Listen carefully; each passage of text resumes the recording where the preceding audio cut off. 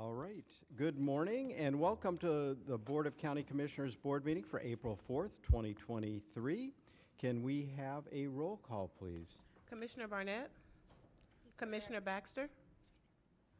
Commissioner Bernard? Here. Commissioner Marino? Here. Vice Mayor Sachs? Here. Mayor Weiss? Here. Commissioner Woodward? Here. Thank you. All righty. And Commissioner Bernard, if you can lead us in the invocation and pledge allegiance. If you're able to, please rise. Thank you, Mr. Mayor. We ask you, God, to bless this meeting of people who earnestly desire to do their work in their best possible way, to benefit those we serve, and to leave to our children a better world. Please give us the wisdom and vision to plan adequately and act correctly to achieve these ends. Amen. Amen.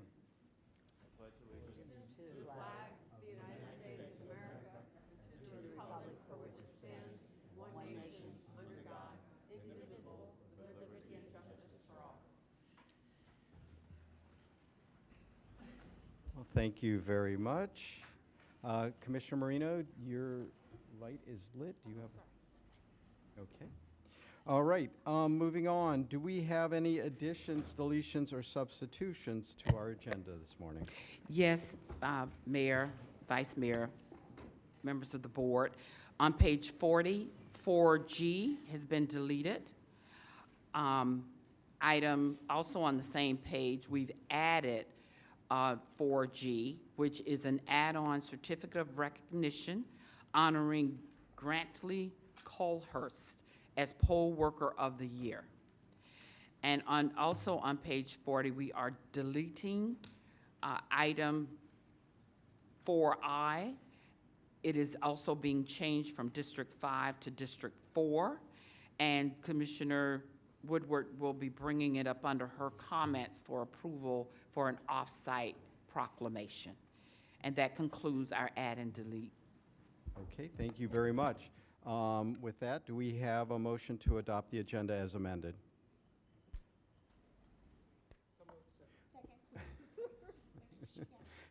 Okay, good morning, everybody.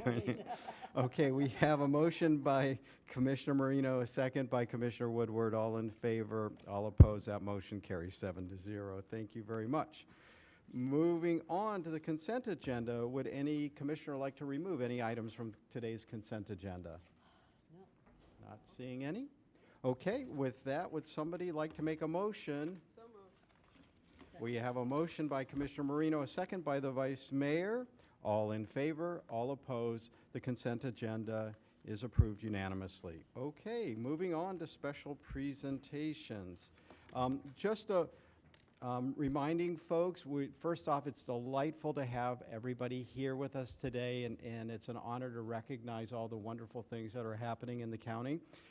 But we do have a very full special presentations today, so if we can make our comments brief, under 3 minutes, much appreciated. But again, really look forward to hearing these wonderful proclamations and acknowledgments of the great work going on in our county. Commissioner Baxter, you're recognized. I just wanted to update the record that I am here. Forgive me for being late. Thank you very much. All right. Okay, so let us get started. And who leads us off this morning? District 5. I'll go. If you're Oh, Vice Mayor leads us off? You want to be second? Yeah. I'll go Okay. first.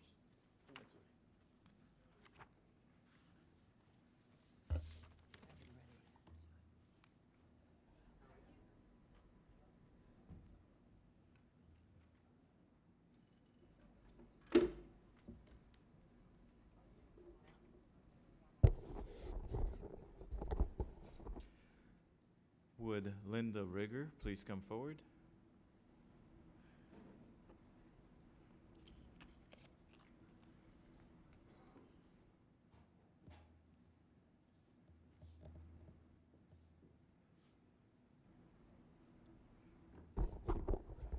Good morning. This proclamation declaring April 23, 2023 as Coach Marty Rigger Day. Whereas the Jewish Sports Heritage Association is a not-for-profit educational organization whose mission is to educate the public about the role Jewish men and women have played and continue to play in the world of sports, an area of Jewish accomplishments often overlooked. And whereas as part of the mission, each year, the association conducts an induction ceremony. At the April 23, 2023 ceremony, Outstanding Jewish Coach of the Year, Marty Rigger, will be inducted in honor of his passing last year. And whereas Marty Rigger was a basketball coach and longtime resident of Comac, New York, and retired to the city of Delray Beach. And whereas his many accomplishments include being selected as League One Coach of the Year 6 times and Suffolk County Large School Coach of the Year 3 times. And whereas Coach Rigger received numerous coaching awards and is a member of the Jewish Sports Heritage Association and Brentwood High School Basketball Hall of Fame. And whereas under his leadership, his teams won the Suffolk County Championship 3 times and were among the Final Four teams 8 times. And whereas his athletes has also won 3 medals, 2 silver and 1 bronze in the Empire State Games, 6 medals in the Maccabee Games, 4 gold, 1 silver, and 1 bronze, and they qualified for the Suffolk County playoffs 25 times. And whereas the Jewish Sports Heritage Association Marty Rigger Outstanding Jewish Coach of the Year Award will be presented annually in memory of coaching great Marty Rigger, and the inaugural recipient will be Coach Elliot Steinmetz of the Yeshiva University's men's varsity basketball team, and whereas Coach Rigger led an exemplary life of service and was a positive and uplifting influence on all who knew him. Now therefore be it proclaimed by the Board of County Commissioners of Palm Beach County, Florida, assembled in regular session this 4th day of April 2023, that April 23, 2023 in Palm Beach County is hereby proclaimed Coach Marty Rigger Day. Congratulations.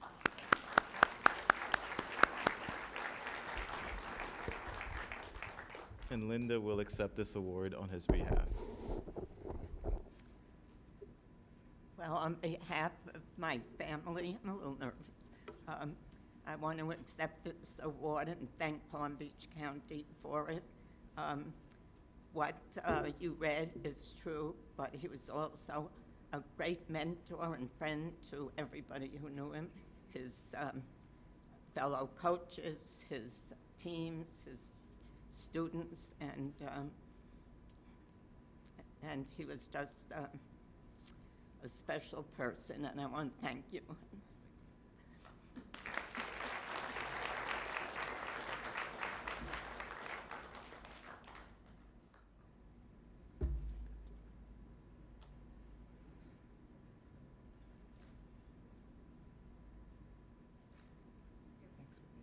So thank you very much.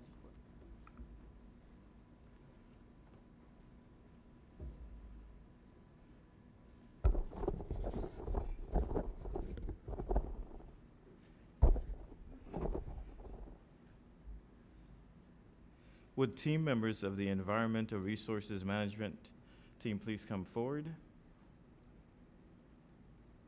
Members from the Environmental CDT and local environmental groups that are present.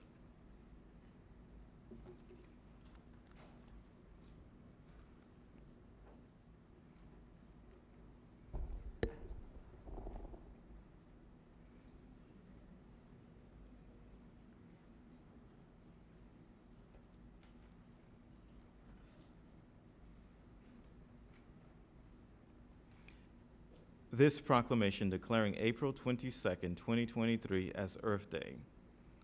Whereas this year marks the 53rd anniversary of Earth Day, a national day to focus on the environment and which is credited with launching the modern environmental movement. Whereas events over the past few years have taught us how critical the environment is for both mental and physical health. And whereas citizens of Palm Beach County have been champions of county efforts to address environmental issues such as the continuing restoration and enhancement of natural areas, the wild and scenic Loxahatchee River, parks, beaches, the Lake Worth Lagoon, estuary, and sea turtle and manatee protection. And whereas the county is working to mitigate its climate change impact by monitoring and reducing county greenhouse gas emissions, planning for climate resiliency, and promoting sustainable development. And whereas the results of restoration efforts are being realized through the return of rare bird species to the Lake Worth Lagoon and county natural areas, the emergence of new businesses focused on ecotourism and increased awareness nationally and globally of the Palm Beaches as a world-class ecotourism destination.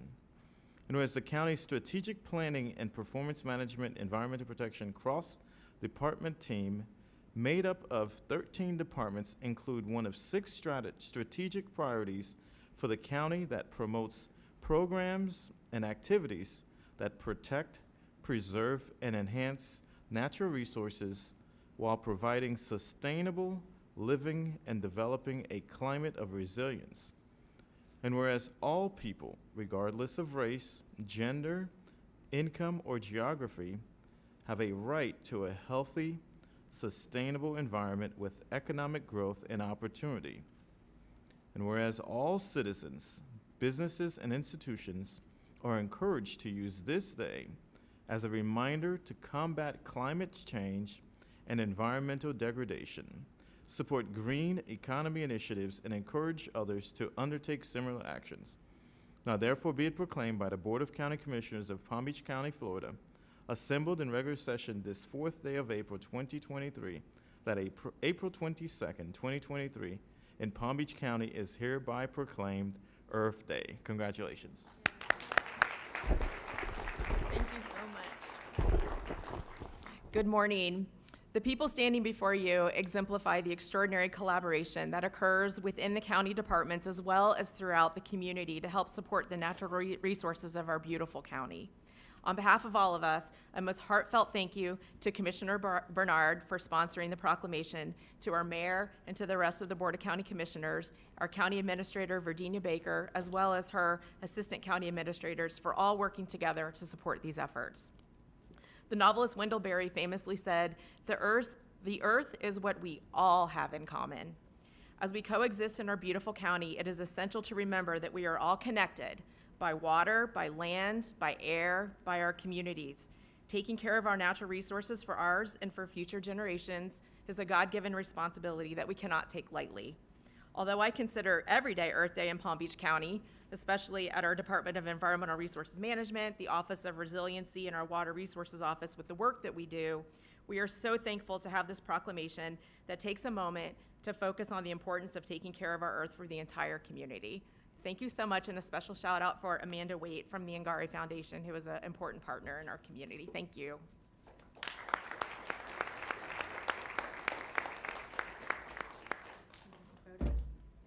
Good morning, and as they're taking their picture, Carrie Howitt, our public defender, if you'd like to come up and join me for this proclamation. We are declaring April 2023 as Second Chance Month in Palm Beach County. Whereas more than 600,000 men and women leave American prisons every year, more than 11 million people annually cycle through our jails, and national recidivism rates top over 50%. And whereas the annual per-person costs for incarceration are approximately $28,000 for a state prison and $48,900 for a Palm Beach County jail, and $81,000 a year for a juvenile residential facility. And whereas thousands of people return from incarceration to Palm Beach County each year, and whereas Second Chance Month was created after the Second Chance Act, a law passed in Congress in 2008 that supports work to improve reentry. Whereas initiatives that support individuals transitioning back into the community are built on extensive research and tireless efforts of local leaders, policymakers, correction officials, and others who champion efforts to reduce reoffending in order to promote public safety, strengthen collaboration across agencies, and build stronger communities. Whereas the work done by the county's ReEntry Task Force through collaboration with the criminal justice partners and reentry providers such as the Lord's Place, Riviera Beach Reentry Center, and Riviera Beach Integrated Healthcare Systems has contributed to making Palm Beach County a national leader in reentry services and reducing recidivism. Whereas the men and women and youth returning from incarceration to Palm Beach County benefit by reuniting families, obtaining employment, finding stable housing, and having access to resources.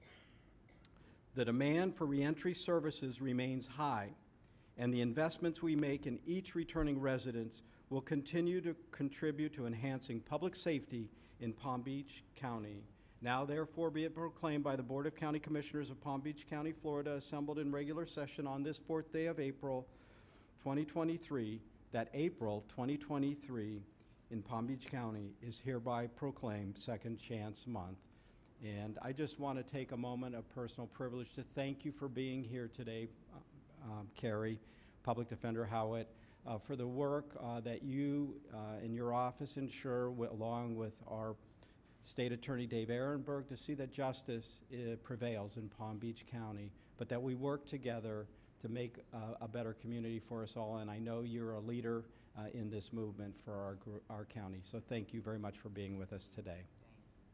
You're very welcome. And I want to thank the county for your support of reentry services. The county has really been a leader in this area, and we are very appreciative of that. I will tell you the Reentry Task Force is a unique body. We started it in 2008 as a collaboration of service providers, corrections officials, county folks, as well as returning citizens, to really inform us about what is needed in our county for people who are leaving incarceration to get on their feet, to get a healthy start. And since 2008, we have done great things. We've partnered with DOC, we have done lots of work in our county jail and really in our community. The thanks really goes to the county, but also our many service providers in our county who provide human services to people returning from incarceration. And then really our returning citizens, our folks who have taken on the challenge of becoming useful, productive, contributing members of our community. And it's not an easy task. It's not an easy task when we have really taken everything from them, and they have been removed from their families and their communities for many years, and yet they have stepped up to the challenge. The reentry efforts in Palm Beach County are something for all of us to be proud of. Our recidivism rate for folks who participate in reentry is about a quarter of what it is for folks who do not participate in the services that are offered. So we've made great strides, but we have great places to go. And with your support and the support of our community, we will continue this work. I appreciate this proclamation. I accept it on behalf of the Reentry Task Force, many of whom are here today, and the County Public Safety Department, which has been instrumental in our efforts. So thank you again.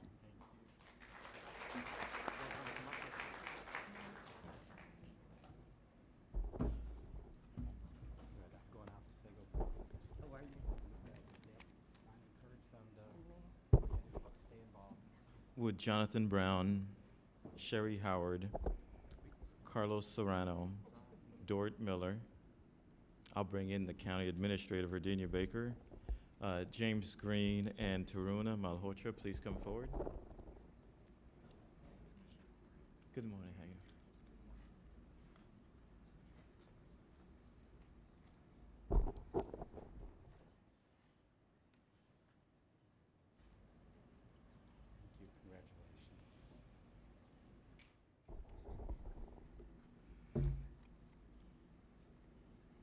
Before I read the proclamation, I just want to personally thank County Administration, County Administrator Virginia Baker, her entire team, Community Services Department, the Department of Housing and Economic Sustainability in regards to addressing housing needs in Palm Beach County. And so just want to thank you for your dedication to the residents of Palm Beach County. This proclamation declaring April 10th through the 14th, 2023 as National Community Development Week. Whereas April 10th through the 14th, 2023 has been designated as National Community Development Week by the National Community Development Association to celebrate the Community Development Block Grant known as CDBG program and the Home Investment Partnerships HOME program. Two valuable programs that have made tremendous contributions to the viability of our community. And whereas the CDBG program provides annual funding to local communities to support affordable housing, suitable living environments, and economic opportunities for low and moderate income persons. And whereas the HOME program provides annual funding to local communities to create decent, safe, and affordable housing for low-income persons. And whereas over the past 5 years, the U.S. Department of Housing and Urban Development has awarded Palm Beach County more than $32 million in CDBG program funds and $11 million in HOME program funds.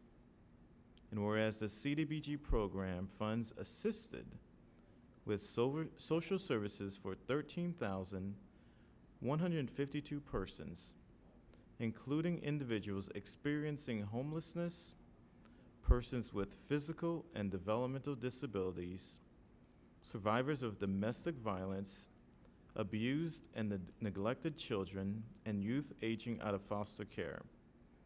Construction of 52 infrastructure and public facility projects benefiting more than 432,206 persons, including parks, community centers, homeless facilities, health centers, roadways, drainage and water and sewer improvements, and economic development activities creating 3,497 full-time jobs and assisting in the establishment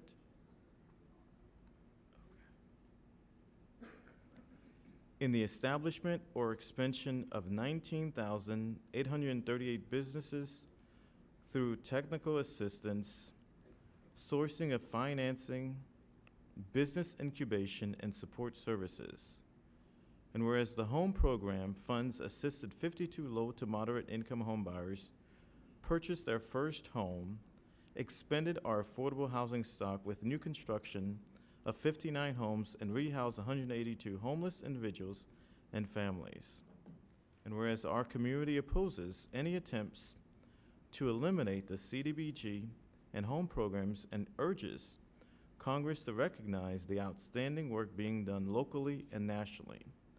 Now therefore be it proclaimed by the Board of County Commissioners of Palm Beach County, Florida, assembled in regular session this 4th day of April 2023, that April 10th through the 14th, 2023 in Palm Beach County is hereby proclaimed National Community Development Week. Congratulations. Commissioner Bernard, thank you so much for sponsoring this. Mayor, Commissioners, thank you all so much for giving our department and our partners the platform to actually administer these programs.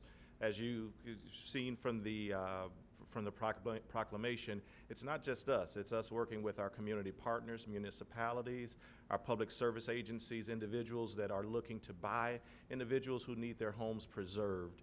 CDBG, in my opinion, is the most flexible program, and it allows us to help everyone from that single mother to that senior who needs housing. So we thank you all so much. Administrator Baker and Dorrit, thank you so much for the guidance that you all provide us in administering these programs. And to my staff and to our team and to our community services department that really carries out that ground level, that grassroots level work with our populations that are homeless or at risk of homelessness. I thank you so much.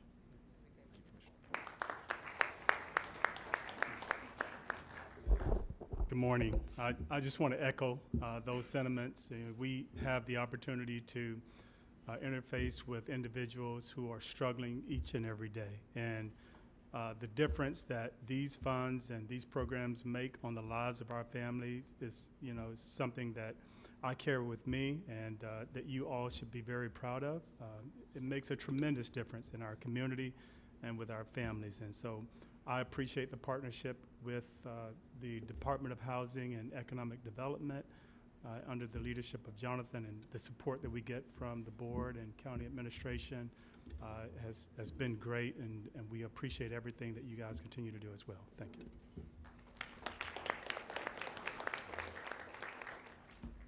Can I ask that Chief Patrick Kennedy, Assistant Chief David Woodside, and Drowning Prevention Coalition Manager Anna Stewart please join me at the lectern.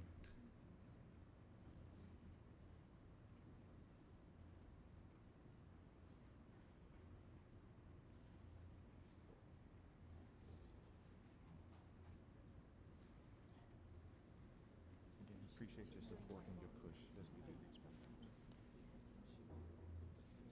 Good morning.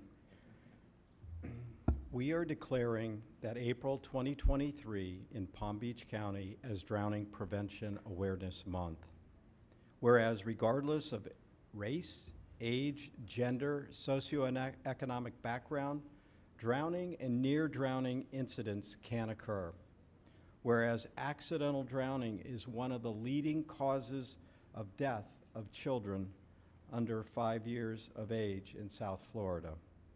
Whereas during fiscal year 2022, the Drowning Prevention Coalition provided 233 in-person and 35 virtual water safety drowning prevention activity education programs, of which over 19,800 Palm Beach County residents benefited.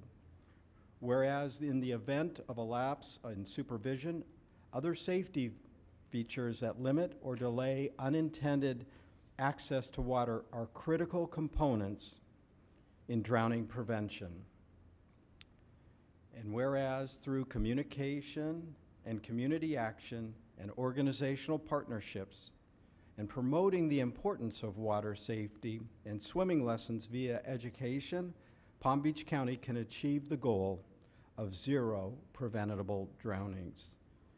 Now therefore be it proclaimed by the Board of County Commissioners of Palm Beach County, Florida, assembled in regular session on this day, 4th day of April 2023, that April 2023 in Palm Beach County is hereby proclaimed Drowning Prevention Awareness Month. And let's be clear, the best way to prevent drowning is knowing how to swim. And so we need to do our part in making sure that every child, no matter how young, in Palm Beach County learns how to swim. We have water all around us, and we want to make sure that our children grow up safe and healthy, and by teaching them how to swim at as early age as possible, we can make that a reality for our county. So thank you for being here, and congratulations.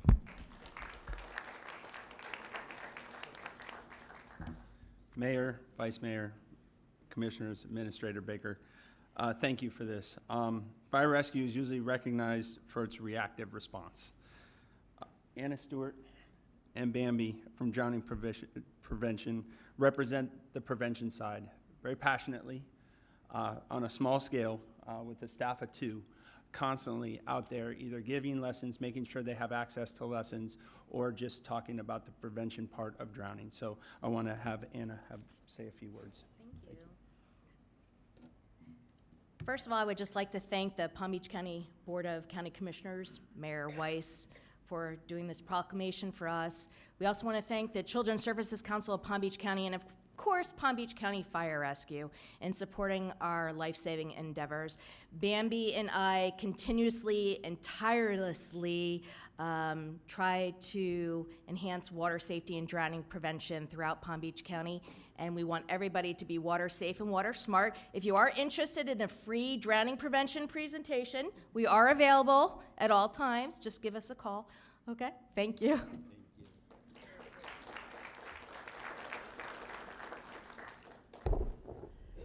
Very good. While they're taking pictures, Lois Pope is one of America's leading philanthropists. And today, come on up, Ms. Pope. And today, we in the County Commission are going to recognize Lois Pope and all of her achievements as truly unique. Combining your unparalleled commitment to disabled veterans with your ardent support of animal welfare, Mrs. Pope advocated for Congress to pass legislation requiring military working dogs to be brought back to U.S. soil so they can unite with their human soldiers and continue to support and serve each other. Dogs that have served in the 5 branches of the military now have a permanent physical tribute to their courage, thanks to you, Mrs. Pope. You have endowed the American Military Hero Dog Monument located here in Palm Beach County at the Tri-County Animal Rescue. In partnership with the American Humane Society, Mrs. Pope created the K9 Medal of Courage, the highest honor given to military service dogs, which is awarded annually in a Washington, D.C. ceremony. Her love and advocacy of animal welfare inspired Mrs. Pope to give $1.5 million to the Tri-County Animal Rescue, the largest single donation the organization has ever received. This gift endowed the Pope, it's called the Lois Pope Pet Clinic, which is a veterinary center geared specifically to providing low-cost or free veterinarian services to low-income families for their pets. With the impact of COVID-19 pandemic on our mind, and especially how it has affected needy children close to home, Mrs. Pope made a $1 million donation to the Palm Beach County Food Bank to endow its meal program for food insecure kids in the county. In gratitude, the food bank renamed the program Lois's Food for Kids. Since its inception, thousands of underserved children have now received a healthy and nutritious meal when they're not in school. In addition, Mrs. Pope provided the funding to the food bank for a new refrigerated trailer to enhance its ability to store and to provide more perishable foods. Spurred by the heart-wrenching images of Ukrainian refugee children fleeing their homeland, Mrs. Pope donated $1 million to save the children so that the needs of the children and the families would be able to be taken care of. She's given $12 million to Baskin Palmer Eye Institute to create the Lois Pope Center for Retinal and Macular Degeneration Research, the largest gift ever received by Baskin Palmer in memory of your mom, who suffered from macular degeneration prior to her death. She was also honored by the Miami Project Bonicotti Fund to cure paralysis with the outstanding prestigious humanitarian award. You are amazing. You've done so much, Mrs. Pope, and you've always been one of my mentors in seeing how you have done, not only to give large checks of money, but to make sure that the money goes to the recipients. You always make sure that the money doesn't go necessarily to the administration, but to the recipients of your charity. You are amazing, and I am so proud to honor you today, to be part of the County Commission who honors you today. You're a mother, a grandmother, and a great-grandmother. You've rescued many, many people, but this is the line that really got me. She's done 5 marathons in her life. I mean, that is extraordinary. So today, on behalf of the people of Palm Beach County and the County Commission, we are declaring that this day, April 4th, 2023, in Palm Beach County, is hereby proclaimed Lois Pope Day. Wow. Congratulations. Congratulations. Amazing. Congratulations. If you'd like it. God bless you. Well, thank you, thank you, thank you, thank you for this amazing, prestigious honor. I don't know how to express my gratitude to those all of you who've made this day possible. So could you please stand when I call your name? Vice Mayor Maria Sachs, for sponsoring the proclamation. The Honorable Mayor Greg Weiss. And Commissioners Maria Marino, Michael Barnett, Marcy Woodward, Mac Bernard, and Sarah Baxter. Ladies and gentlemen, thank you. Thank you. Well, to have a day, thank you. To have a day named after you is really something I could never, even in my wildest dreams, have ever dreamed about. But as meaningful as it is, and as deeply touched as I am, and I must say thank you for doing it on April 4th instead of April 1st. I'm really very grateful for that. Thank you. To me, the Lois Pope Day is really about all the people I've been privileged to help and to meet over many, many years. When I started my foundations, my goal was always to give voice to the voiceless and to give strength to the most vulnerable in our society, like the 4 million disabled American veterans, more than 4 million disabled veterans now, and all those who died before them. So we built a memorial in Washington, D.C., in our nation's capital, and dedicated it in the year 2014, and it's called the American Veterans Disabled for Life Memorial. And it's dedicated to the sacrifices and the courage of all of our disabled American veterans. So the dogs and other animals who are being abused and are abandoned in war, in emergency situations, through the Pups for Patriots program. Children who didn't have enough food to get through the day, through Lois's Food for Kids program. Men, women, and children who are paralyzed and suffering from spinal cord injuries and neurological diseases at the Lois Pope Life Center. Older adults with macular degeneration and other eye blinding diseases at the Bascom Palmer Eye Institute. All of them, and so many others. So this day, April 4th, would not even be possible if I had not met with the afflicted and those suffering and taken action to help them. So on their behalf, as much as mine, I thank you again. I thank you again for bestowing this wonderful, amazing honor on me. Thank you.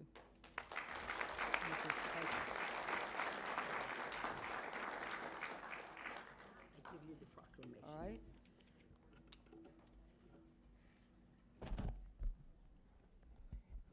Okay, ready? Where are Grantley Colthrust, if you could,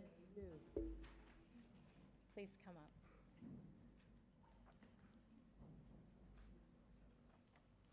Good morning.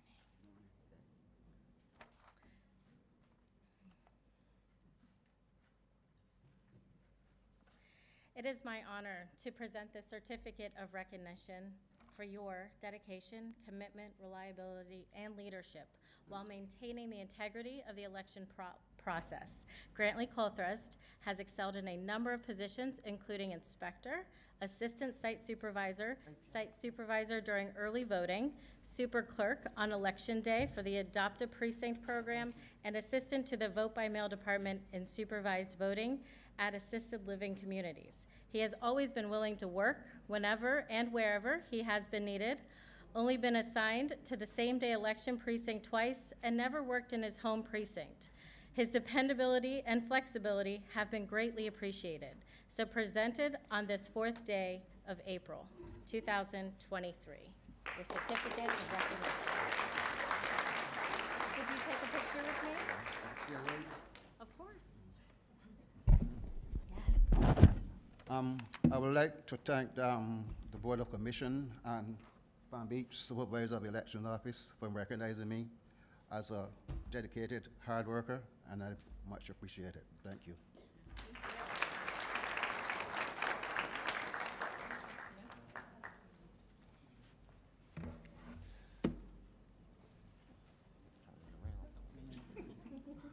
Pope.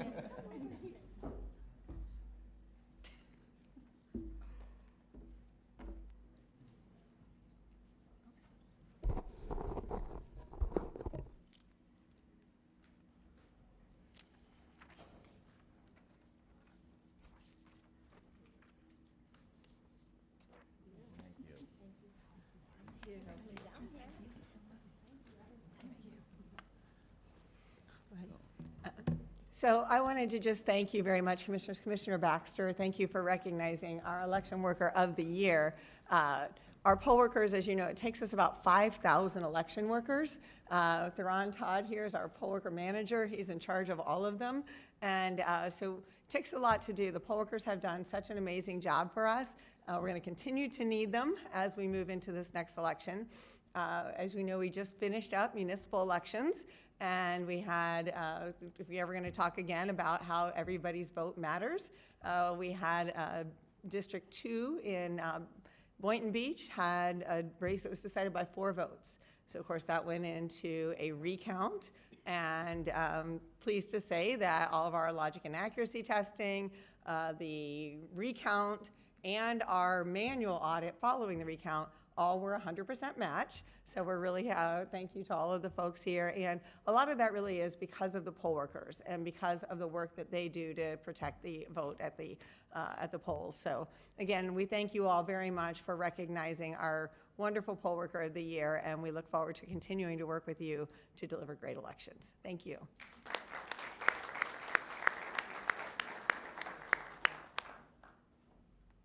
If it's okay, Theron, this award is actually named after one of our poll workers who tragically died, so I thought perhaps Theron could tell you a little bit about that. Thank you, Supervisor. This award was named after Charles Delong. He was a poll worker as a deputy on Election Day at Precinct 1010 at Sunfest Chapel. In November 2008, Mr. Delong was killed by a tragic car accident while taking down a Vote Here sign. On November 4th election, Mr. Delong was beloved by his community and especially by his fellow poll workers at the Supervisor of Elections. Every year since then, in honor of Mr. Delong's lifelong commitment to his community, we recognize a poll worker who has demonstrated exceptional service, dedication, and by presenting them with the Charles Delong Award. And this year, it is to Grantley Colthrust, who exemplifies everything that we look for in a poll worker. Grantley has never turned us down when we ask him for an assignment, where he's going to go, training class. My staff here have all assigned him somewhere. Also, our assistant vote by mail manager who does supervise living, voting. She asked me one day, she said, do you have a clerk, a poll worker that I could use? And I said, Grantley. And within 5 minutes, 10 minutes, she was on the phone and he just said yes, didn't ask where he was going or anything. So Grantley, this is truly, truly an honor to give you and recognize you. Okay, thank you, sir.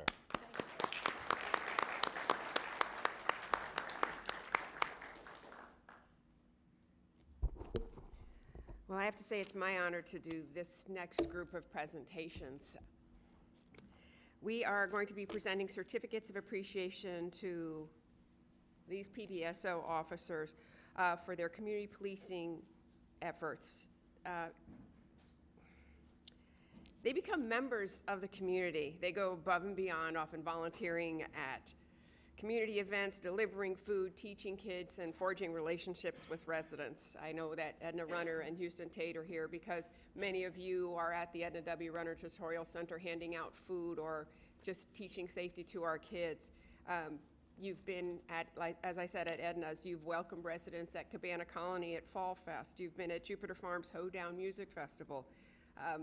Several of you are at Palm Beach Shores St. Patrick's Day Parade, and you've been at the key ceremony for our Homes for Our Troops.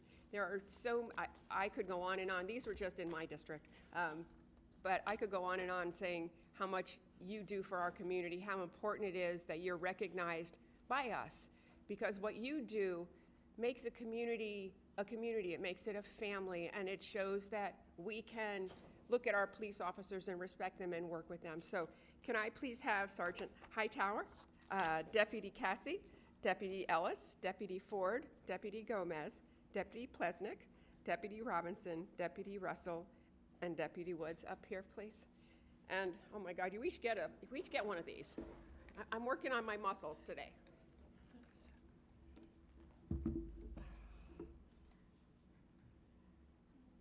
Deputy Cassie, Deputy Ellis, Q, Deputy Ford, pass that down, Deputy Gomez, Deputy Plesnick, Deputy Robinson, Deputy Russell, and Deputy Woods. And I know we're going to take a picture. I know that Ms. Runner would like to say a couple of words. And any of you that want to can also tell us why you do this. But Edna, go right ahead. We want to thank, without your support, our families, you've taken care of them in sickness and through the time that we needed help with food, and you continue to support us. Even our neighborhood, the crime has gone down because of your support. I know you looked at me when you said, well, I was here. The Mama B want to tell you, we appreciate you guys, and we love you. Thank you.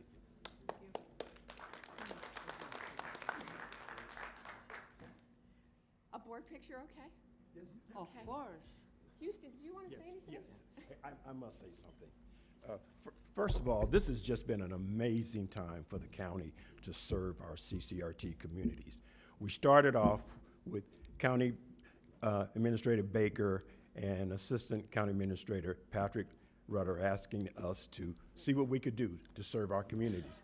But we had the commission behind us. We had Commissioner Weiss has been out there. Commissioner Marino has been out there working in our trucks, taking food out. This has been an amazing, we started off serving food 7 days a week. That is a very tough thing to do. These gentlemen here were taking food from Jupiter all the way down to Boca. Many of the districts couldn't give us the help. District 3 unanimously stepped forward to make this happen. These are the most wonderful heroes that I have ever seen in my life, literally. And I'm just gonna give you one quick story. Not only were they working, but I don't know if you guys remember, in Gramercy Park, there was a young man, his name was Lydell. He loved PBSO, and so he asked the president of the association if his birthday, if PBSO could come by his house, right? So we told PBSO, and that was it. We did just told him it was his birthday. They came with about 10 cars through Gramercy Park. They had gifts. They came to his house. I was so glad that this was filmed on Channel 25. To hear that young man express his love for PBSO and to express his love for the community is something I've never seen before. So that's the human side to what these good-looking folks have done. And this gentleman had to go on vacation. I'm so glad they couldn't even go on vacation, working 7 days a week. So give them a round of applause. I think I haven't expressed what they've been able to do for our community. Thank you so much. Come on up, they want a picture up there. Oh.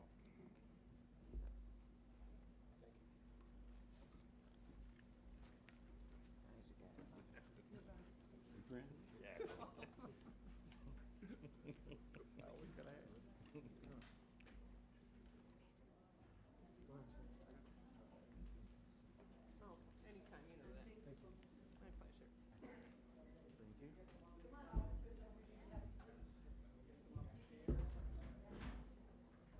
pleasure.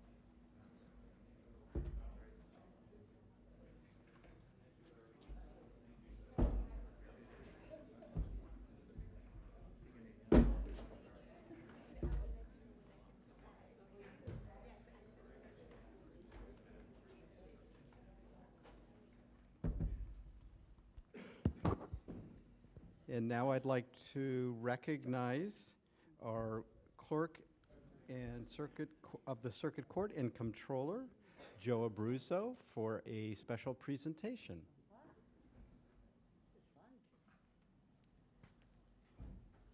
Thank you, Mr. Mayor. And I believe you will all find it truly special with some good news I am about to report. But first off, I want to thank the County Commission and specifically you, Mr. Mayor, for serving as the chair of our Investment Policy Committee. You set the standards by which our office can operate and invest in the different products that we have, and we'll speak a little bit about that today. Our team proactively, thoughtfully management of the county investment portfolio has resulted in record-breaking returns for Palm Beach County and its residents. When I took office in 2001, I inherited about a $27 million investment return on our portfolio. I'm about to report a lot more today. And that's due to several factors, which I will go through in detail. But one of the first things that I did when I took office, I ordered the divestment from several of our products that I didn't think were up to par. And then I came to you, the Board of County Commissioners, who upped us in our investment in Israeli bonds, which at the time were far outperforming our U.S. bonds. In 2022, the portfolio earned $32.6 million in investment income. In fiscal year 2023, we are on track for an exceptional year. If interest rates stay at current levels or higher, we expect to earn close to $160 million in investment income, at least 4 times better than 2022, and the highest ever earned in any fiscal year in county's history. I would submit that this gain we are experiencing is truly exceptional. We did this when the worst bond market performance in almost 30 years. One thing that we decided to do when I took office, or I continue to do, I should say, is we invest our money in-house. But one thing that I did do, I brought in the gold standard bearers of those who manage government money, like Goldman Sachs and several other financial institutions, just to get an idea if they had our money, what would happen. So we got the full reports.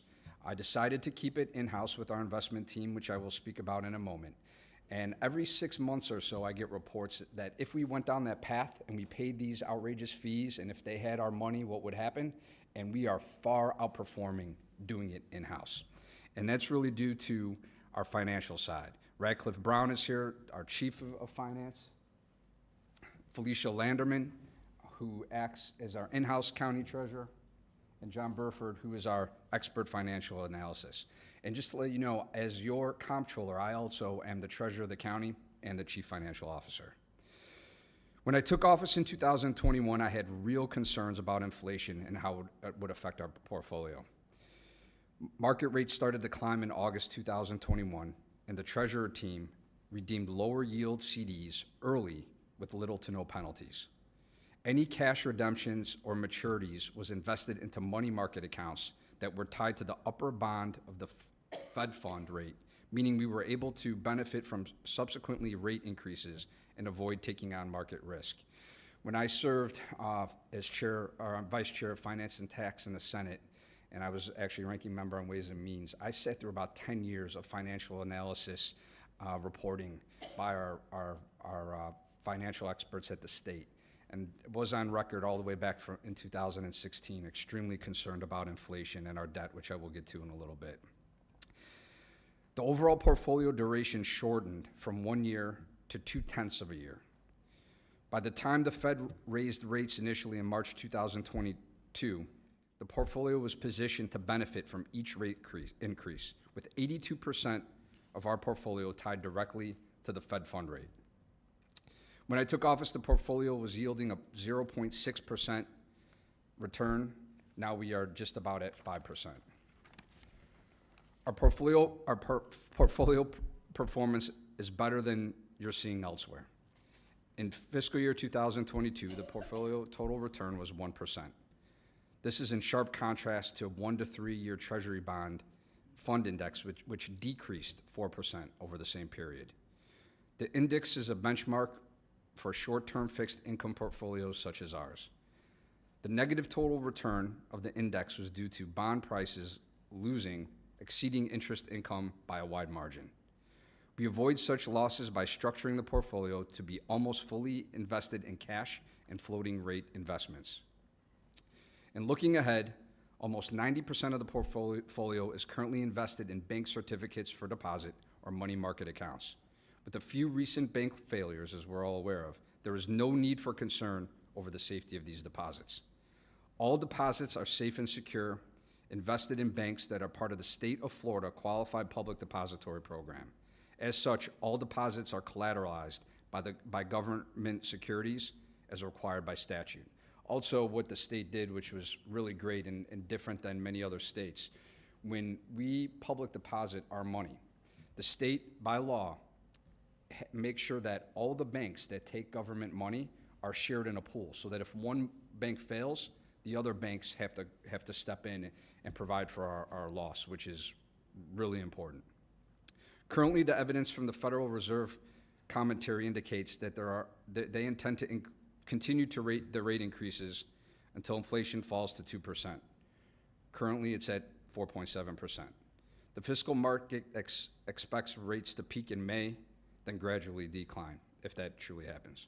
Once the Federal Reserve pauses on rate hikes, the investment team will take measures to extend investment maturities within the parameters of the county investment policy, meaning that as soon as we see that the Feds halts the rate hikes, we'll go into longer-term investments to lock up those great rates, so we have these type of funds or close to it for years to come.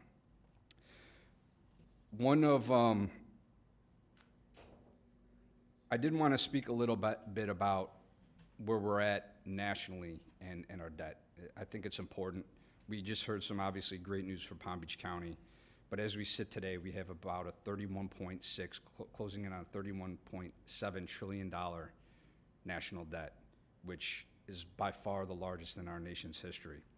We have spending, our federal government, and we're not even getting into the states, is spending about a little over $6 trillion, and we only have 4.6 trillion of income coming in currently. Make a long story short, we are close to a $1.6 trillion deficit as we sit here today, just in this fiscal year. We have a trade deficit that's not included in those numbers of close to 1.2 trillion, meaning that we're selling overseas less than those who are eating off our plates here by over $1 trillion. It is extremely challenging times. You know, we got here, in my opinion, I'm sure many of you remember, Bill Clinton, Newt Gingrich, Leon Panetta, who's the budget chair and White House chief of staff at the time, worked really hard together, probably one of the most overlooked bipartisan efforts to balance our federal budget and actually have a surplus. Then with the Iraq war and things of that nature, we just started to plummet in trillions and trillions and trillions of dollars worth of debt. I do not know how we are ever going to manage getting out of a 31, soon to be $32 trillion credit card bill with the deficit, but it's extremely problematic. And parties aside, philosophies aside, it's just the hole that we are in. One thing that we saw happen, which I was greatly concerned about, China and Russia have decided to stop using the US dollar as the world currency.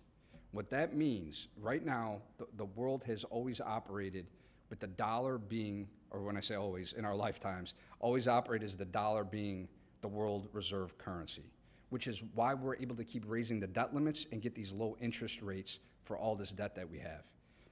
If China and Russia's plan and the world plan is to remove us as the world currency, we will never be able to go out and keep borrowing money like we're doing, and our interest rates are going to skyrocket. We've paid over $4 trillion in interest alone. That is going to go much, much higher if that happens, so it's obviously a great concern. I'm telling you this because I will always watch our portfolio. I'm not held in a bubble by just what's going on at home. I know that these world events will absolutely affect the billions of dollars that we have here at the county. We are currently holding right now, you do have a spreadsheet in front of you, but I see that's from 2022, September 30th. It shows 3 billion. We have 4 billion, just under 4 billion. It's like 3,968. Yeah. So approximately $4 billion in our accounts right now. So this is serious money that we always have to take a global look to make sure we're operating correctly. I'm always open to questions, but the 160 million, I think is great. You will receive the majority of that to spend in the community as you see fit, and we are gonna take every effort to keep that money going, keep that investment return going. Mr. Mayor. Thank you very much. I just want to compliment your investment team, their efforts at getting the best return while protecting the principal and never putting the principal at risk, so that our taxpayers' funds will be returned to them as they had made available for us to utilize. So their efforts, and unfortunately, probably go unnoticed, but certainly not by me, and I know not by our board. So I want to thank you all, and thank you for your leadership, sir, in making sure that we have our investments protected, but a wonderful return as well. And so thank you very much, and appreciate all you all do. Thank you, Mr. Mayor. Right, anyone else? Oh, Commissioner Bernard, you're recognized. Thank you very much, Mr. Mayor. Clerk Abruzzo, you started saying like you started as a clerk in 2001, and I was like, 21. I know you started. I was like, man, you were saving us money in high school. So, but I know you were like thinking about just how to protect the residents in Palm Beach County even at that time. So, really appreciate you providing us this update regarding the projected funds that we would receive. That's a record, and that's a testament to you, your whole team. Thanks for being here. And also thanks for providing us the global update regarding our debt, because it's so important for us to know exactly what's going on, not just in the state of Florida, but also in the United States and globally. So thank you very much. Thank you. And Mayor. Commissioner, Vice Mayor Sachs, you're recognized. Did you want to respond to Commissioner Bernard? Well, thank you, Commissioner Sachs. Some high schoolers dream about being athletes or big things. I was thinking about being a clerk. Honorable Abruzzo, I didn't know you in high school, but I have a feeling you weren't thinking about being a clerk in high school. But I know that while you were in the Florida Senate, you were selected to serve on the Budget Committee and looking at directing the finances of this great state of Florida. And now you're here with us with this great team to work on the county's finances. So we are truly, truly blessed to have you and this team to further our finances, especially in this whirlwind of global finances and the position of the United States in the world financial markets. So thank you, and I want to keep you here as long as we can. I don't want you to think about going anywhere else. We want to keep you here and keep an eye on our finances as you have done so well with your team. Thank you, Honorable Abruzzo. Thank you. Thank you, Commissioner. All right. Thank you very much for your report, and have a wonderful day. All right. Appreciate it, Mr. Mayor. Thank you. Okay. Moving on to our regular agenda. This is item 5A1. This is for our airports, and this involves a Category 5 threshold amount exceeding $325,000, which is why it's in front of us, and this is consulting agreement for general airport planning and design. Mayor, I don't think we need a presentation. I'll go ahead and move this item. Okay, we have a motion by Commissioner Marino. We have a second by Vice Mayor Sachs. All in favor, all opposed? Thank you. That motion passes 7-0. All right, moving on to item 5B1. This is from our Office of Financial Management and Budget, and this is, we had made a request regarding personnel classification and pay grades for County Commission administrative assistants and County Commission secretaries.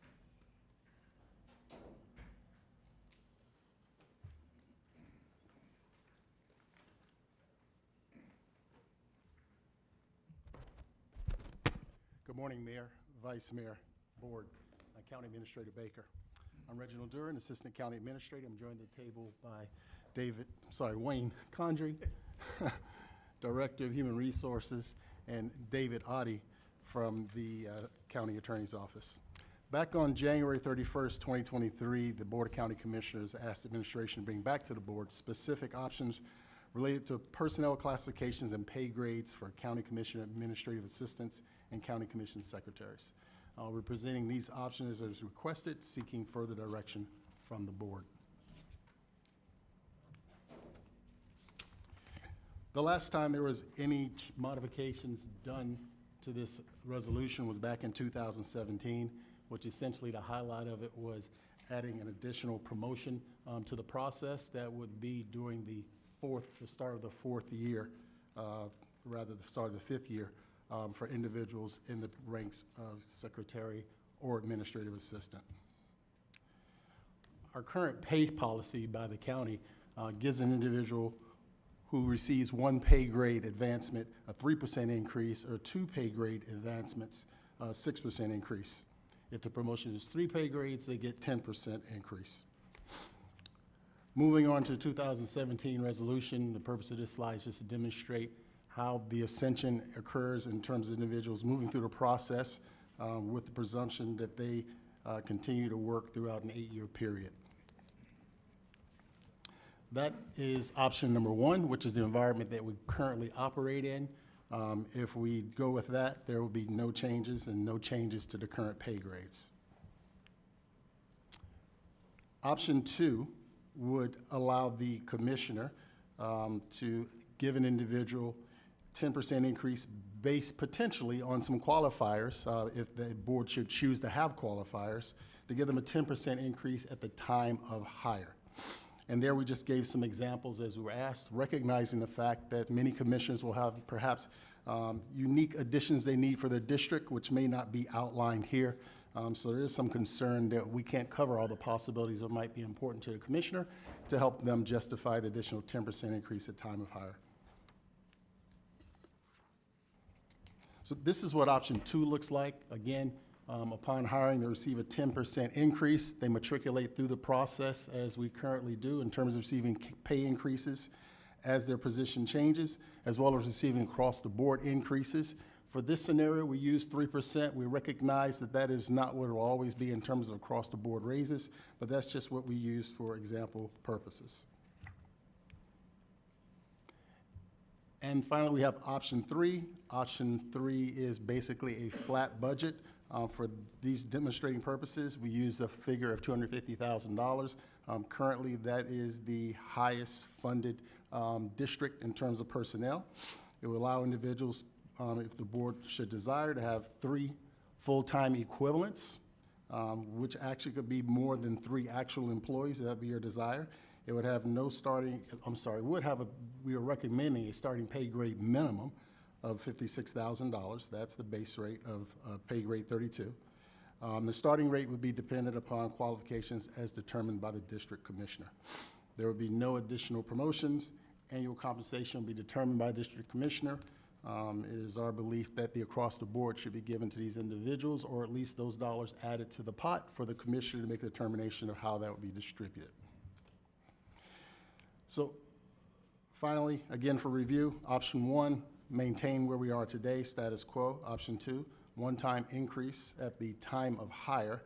And number 3, a flexible budget allowing the commissioner to distribute funds allocated to his district accordingly. I know I went through that rather quickly, but hopefully you got the gist. Do you have any questions?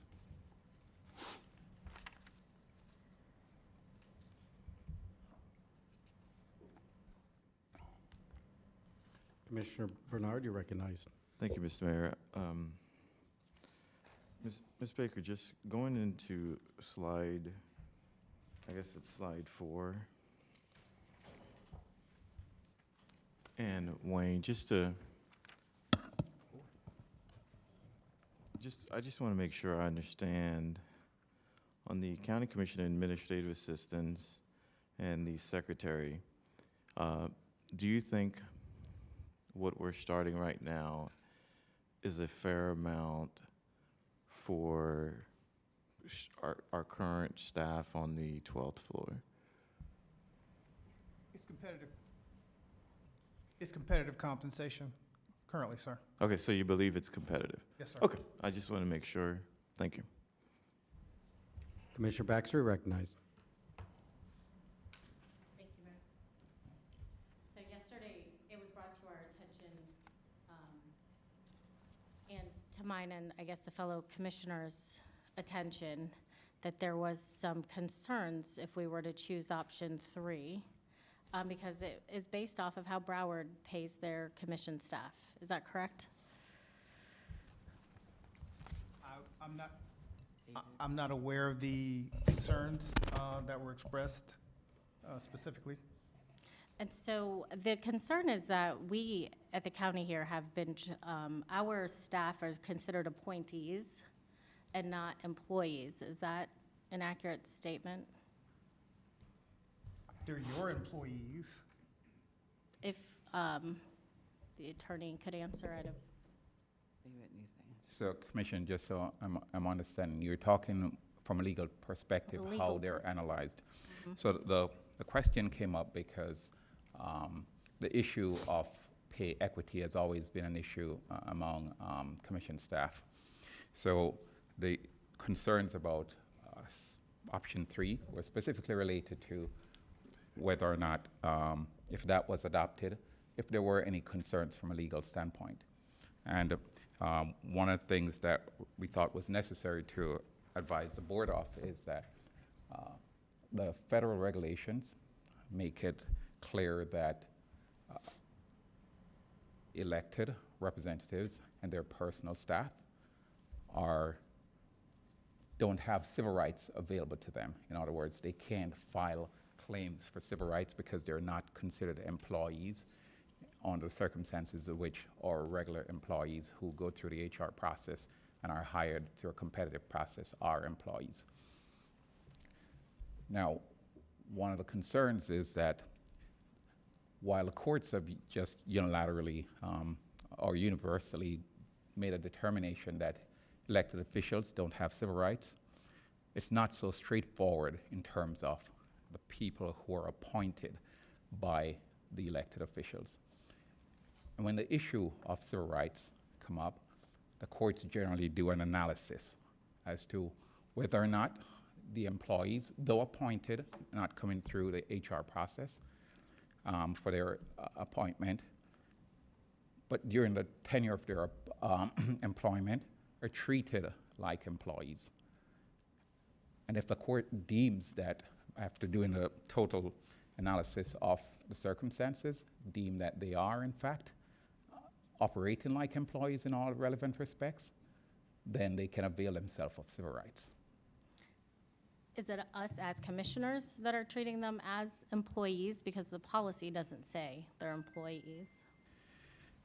Or is it the administration that chooses to treat them, and then are we effectively not being allowed to initiate our own policies? I'm not sure how to answer that, but what I'll say to you is that the county has some policies that are available for employees that have also been made available to commission staff, the appointees. And those are some of the factors that are taken in consideration. So if we were to choose option 3, which seems to stay in line with them being appointees, would it then help if we added just for clarification of them being employees to protect us legally? I don't think you can put in words just to say this clarifies it. I think as long as they're going through the process, operating on leave benefits, tuition reimbursement, and all the other benefits and things that their leave has to be approved by a county employee through HRIS, just like an employee. I think those are the factors that matter. And wouldn't then option 2, I guess, give to more their employees and not appointees?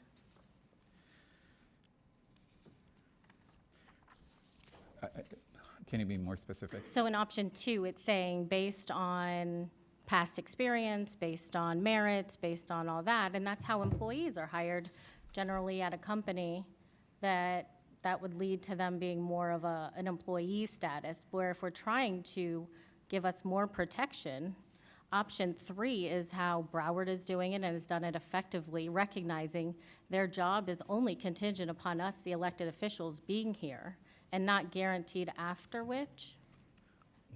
Well, there are two different things, just so we're clear. Okay. I'm not speaking on the policy issues as to what the commission has discretion and the county administrator. So I don't know if it is the will of commission and administration to keep those policies in place and to have them treated. So I won't opine as to the propriety of that. What I will say is that having related experience, because the general idea is that the commission, when a person is elected, they pick their staff however they want to. You know, so having guidelines as to how they should qualify is their prerogative. But it seems as though option 3 has one of those components as well, because I don't know what the criteria is, but it says starting rate dependent upon qualification as determined by the district commissioner. So I guess if it's just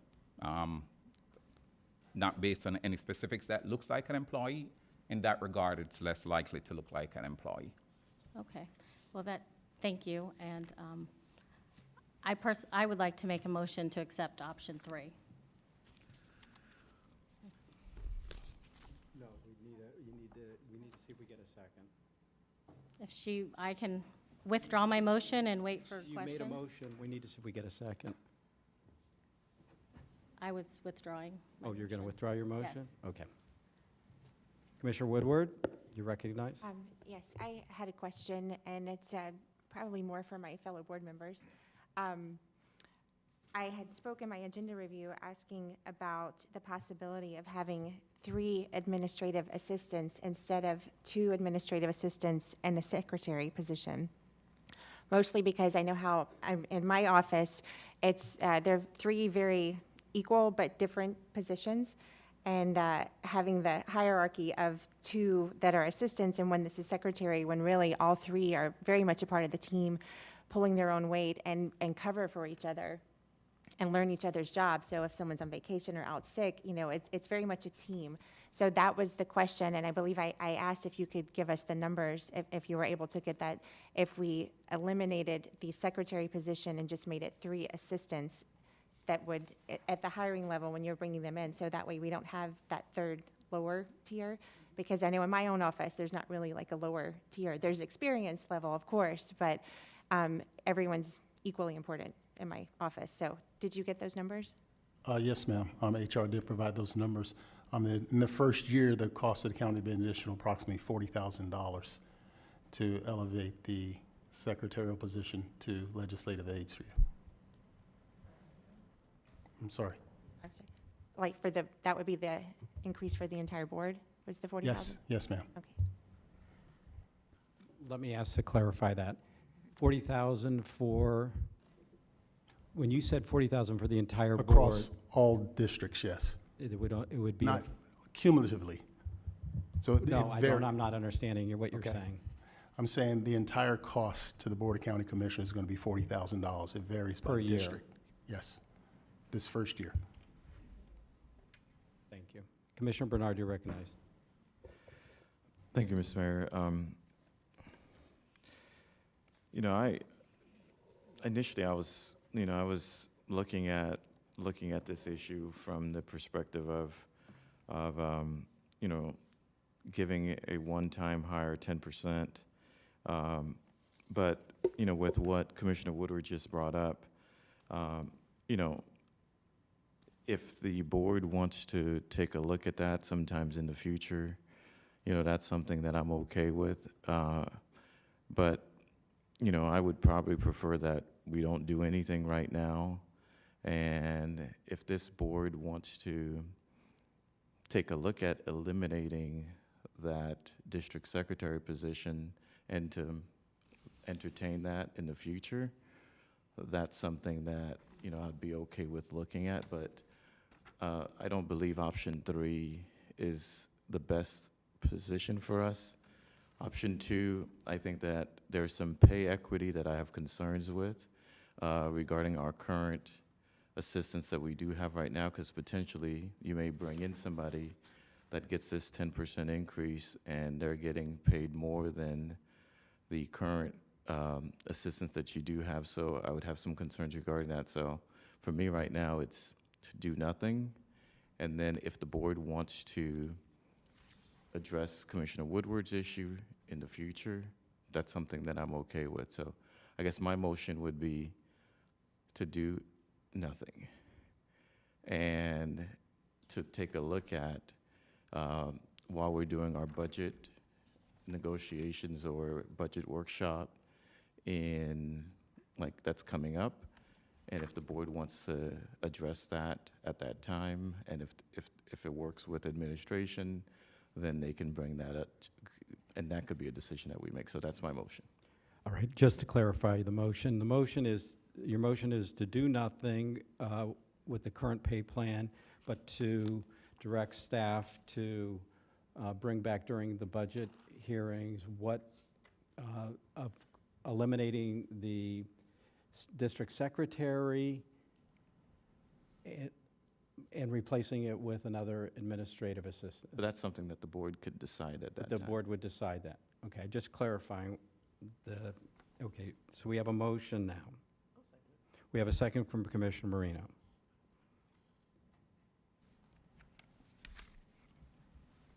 All right, any further discussion? Okay, I will call the question. All in favor? Aye. Any opposed? No. Okay, so that will be, it will pass 5 to 2.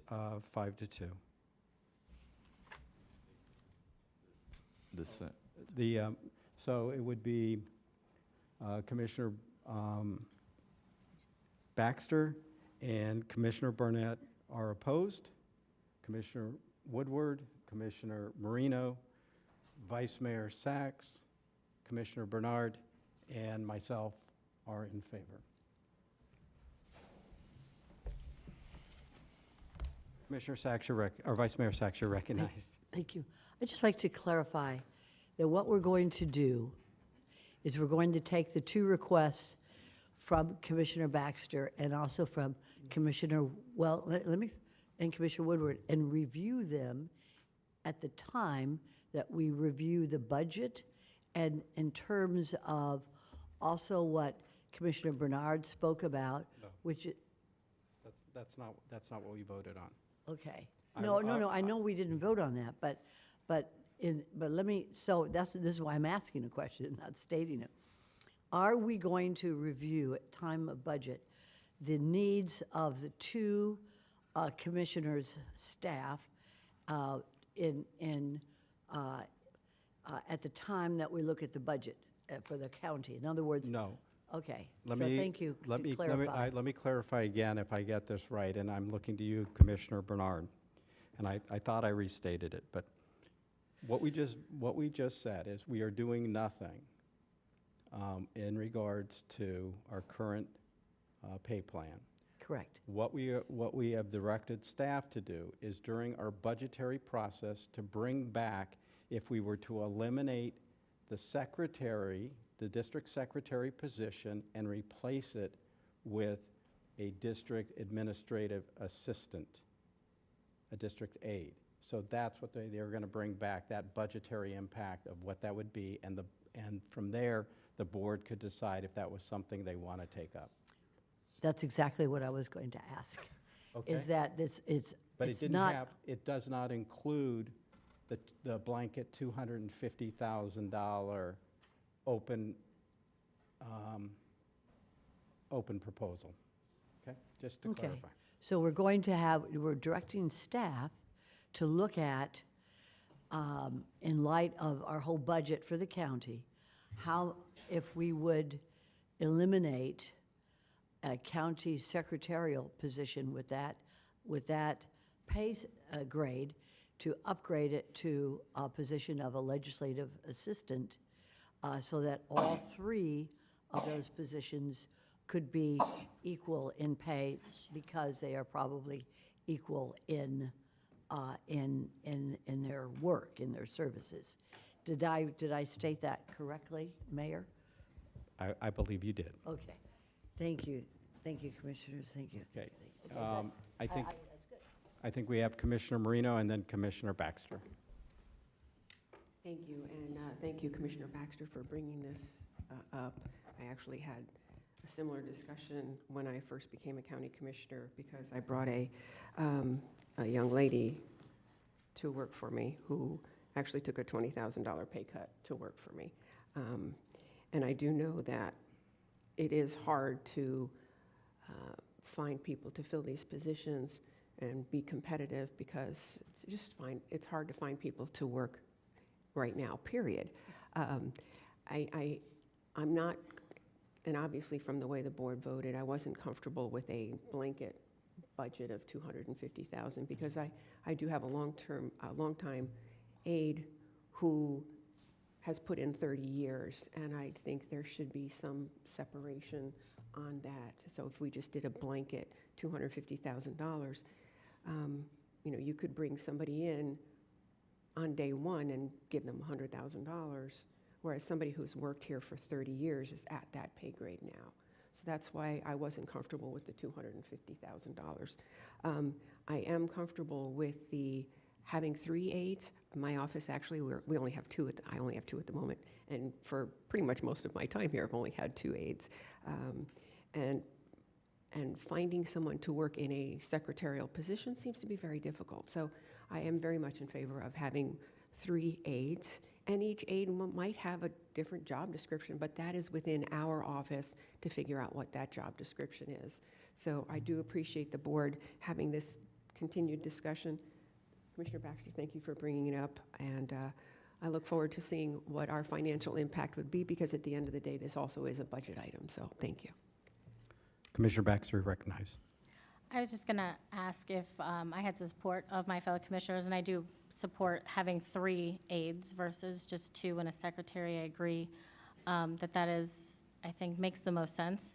But I would also like to, with recent, and understanding that Commissioner Marino is not in favor of a pot, maybe reevaluate. Our staff was not part of the Evergreen study because they are not considered employees, and actually take a look and see if what we're paying them comparable to other counties is on par. We did have a slide that seemed to have disappeared that showed what all the staff was currently making. And so, I mean, you don't need to bring it up. We've already voted on the issue. I would just like, maybe when we come back to budget talks, to take a look at that staff and see their pays. I mean, with minimum rents being $2,500 to $3,000 a month, we need staff that lives here. And maybe take a look at that pay scale and maybe adjust from there during budget times if I have the support of my commissioners. Okay, thank you. All right, moving on to item 5C1, and this is a lease agreement for some space, and this is for the Palm Beach County Sheriff's Office. We need a presentation? All right. Mr. Mayor, if no one needs a presentation, I make a motion to approve items C1A and B. We have a motion by Commissioner Bernard, a second by the Vice Mayor on items C1, A, and B. Any further discussion? Seeing none, all in favor, all opposed, that motion carries 7-0. All right, moving on to item 5C2. This is the purchase of a parcel of 1.3 acres of vacant land up north of Indiantown Road. Mayor, I'm not sure we need a presentation. This is to continue our purchasing of land in Palmar, and I would like to make a motion to approve C2, A, B, C, D, E, and F. We have a motion by Commissioner Marino to approve item 5C2, A, B, C, D, E, and F. Any further discussion on, your light's lit. Any further discussion? And we have a second, we have a second from Vice Mayor Sachs. Sorry about that. Any further discussion? Seeing none, all in favor, all opposed. That motion carries 7-0. Item 5C2. C3.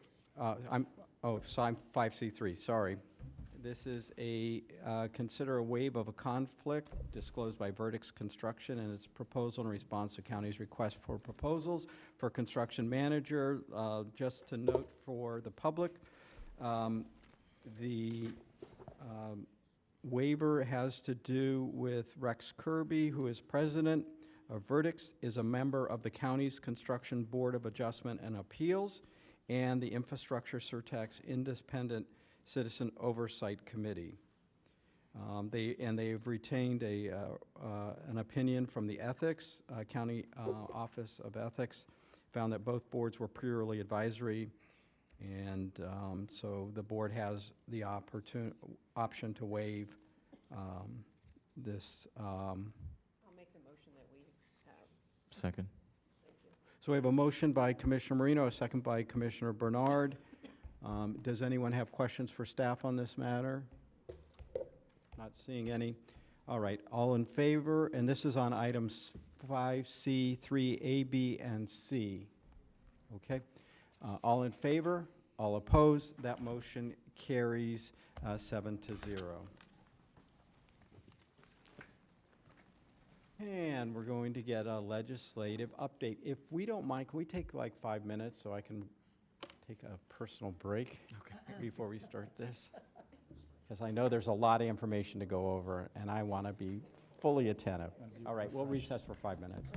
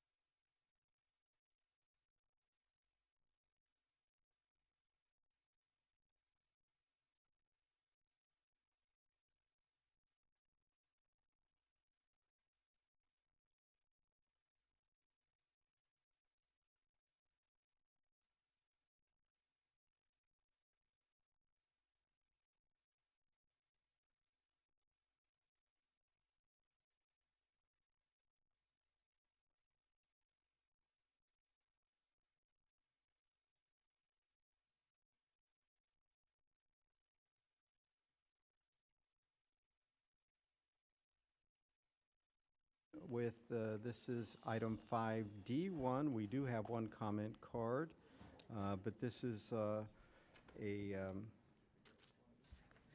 update on our legislative session. Thank you, Mayor, Vice Mayor, Commissioners, Administrator Baker. We are before you to give you a mid-session update. We are just about at the midpoint of the 2023 legislative session. A lot of things going on, and we want to go through a brief presentation with you and point out a couple of highlights, just some big picture issues going on in the state, focus on our legislative agenda a little bit, and then a couple of other policy items. And then we also wanted to have a slide on just some federal issues that we're working on as well. So with that, I'll introduce our crew here that we've got. Ed Chase, our Intergovernmental Affairs Director, Deborah Posey-Blocker, our Intergovernmental Affairs with POMTRAN, and then Scott Stone from the County Attorney's Office. So thank you very much, and Ed will start us off. All right, good morning, Commissioners. We'll start with kind of a top 10 list. So going into session, when we had reports from the governor and our legislative leadership, we kind of have an idea of a top 10 issues going forward. So I thought we'd just take a minute or two and talk about those, where they stand now. Number 10, tax holidays. The governor proposed several tax-related or school-related tax holidays on clothes, school supplies, and electronics. He also proposed permanently eliminating sales taxes on such things as cribs and strollers and shoes and diapers for infants and toddlers. Todd, are you in favor of that? Yay. Very good. Usually those bills come about now in a proposed committee bill from the Senate Finance and Tax and the House Ways and Means. Haven't seen those. There have been two smaller bills going through the process, one for a tax exemption on diapers and adult incontinence products, and one tax exemption on private investigations. So we would expect to see that full bill come out of those committees either this week or next. Number 9 is school vouchers. After 2 decades of kind of gradually expanding school vouchers, HB 1 this year made every Florida student eligible for taxpayer-funded vouchers that could be used for private school tuition and other expenses. The House cost estimate for that was $210 million. The Senate released a $2.2 billion cost estimate. However, that did include the cost of students already receiving those vouchers. That bill was signed by the governor last Monday. Number 8 is school boards. We have 2 issues going on with school boards this year. Number 1, we have lawmakers who want to amend the state constitution to allow for school board races to change from nonpartisan races to partisan races. So that is a House and Senate joint resolution. That'll be a ballot to be placed on the statewide ballot next year. It has already passed the House. It has one more Senate stop to go. The other school board issue is considering 8-year term limits for school board members. Just 2 years ago, they voted to implement a 12-year term limit. This would change that 12-year term limit to an 8-year term limit for school board. That has already passed the House, and it is in community affairs in the Senate tomorrow morning. Number 7 on lawsuit limits. Lawmakers wanted to try to help shield businesses and insurance companies from costly lawsuits. The plan that they passed and has already been signed by the governor does a couple of things, mainly eliminating what are known as one-way attorney fees in lawsuits against insurers. It reduced from 4 years to 2 years the statute of limitations for filing negligence lawsuits, and it made it harder to pursue bad faith lawsuits against insurers. So that all that passed, that was signed by the governor last week as well. Number 6, immigration. The current immigration bills that are floating around now does a couple of things. Number 1, it does require hospitals to collect patient information on immigration status. It also would require private employers to use the E-Verify system to verify employment eligibility. And it also would prohibit counties and municipalities from providing funds to any person, entity, or organization to issue identification documents to an individual who does not provide proof of lawful presence in the United States. That bill has not yet been heard in the House, and it is in its final stop in the Senate. Number 5, guns. The bill passed is allows people to carry concealed weapons without obtaining a state concealed weapons license. This is not open carry. It remains concealed carry, but without the step of licensure. There was a very quick bill filed lowering the purchase age to 18 for long rifles in the House. That was quickly taken back when the Senate did not show an interest in receiving that. So that bill passed the House and the Senate and was signed by the governor yesterday. Defamation, the governor is looking to potentially weaken protections for journalists to make it easier to sue news media for defamation. So it's kind of just two things. Number one, it would establish the presumption that any statement from an anonymous source, including whistleblowers, is automatically deemed false. And number two, it would narrow the definition of what a public figure is. So currently, if you are a private person and you sue for defamation, you only need to prove simple negligence. If you're a public person, you must show actual malice. If that phrase seems familiar, it's because it's happening with the Fox and Dominion suit right now. So to prove actual malice, you have to prove that the person making those statements knew those statements were false or acted with reckless disregard for the truth. Both of these issues would potentially run afoul of the 1964 U.S. Supreme Court ruling known as New York Times v. Sullivan. So if this does pass, we would expect that to go directly and immediately to court. Number three, death penalty. After the Parkland school shooter was sentenced to life in prison because the jurors could not come with a unanimous jury recommendation, this bill would allow death sentences to be based on the recommendations of 8 of 12 jurors to recommend a death penalty.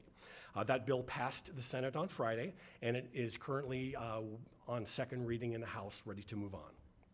Number two is abortion, a bill that would ban physicians from performing most abortions beyond 6 weeks of pregnancy, except for exceptions for cases of rape, incest, human trafficking, fetal abnormalities, or if the mother is at risk of severe injury or death, was passed by the Senate on Monday, and it currently is on second reading in the full House. And finally, number one, affordable housing. You were kind of up there the very first week of session to watch the Live Local bill pass. We'll start with what it does financially, which is substantial, to say the least. It could be up to a record $811 million for affordable housing. The SHIP funding, the State Housing Initiative Partnerships, is funded at $252 million. Our estimate for what we will receive in Palm Beach County for that share would be just a little north of $12 million. The SAIL program, the State Apartment Incentive Loan Fund, is funded at $259 million. That is $109 million more than it was funded last year. Included in that money is an additional $150 million from general revenue that does not come from dock stamp funds. So that'll come additional money coming directly from general revenue. The Florida Hometown Heroes program is fully funded again at $100 million. They did change the eligibility process. As you might remember last year, that was set up specifically to allow eligible purchasers to get zero interest loans and to help with closing costs for home purchases to a very discrete set of employees, and those were law enforcement, fire rescue, first responders, and members of the armed services.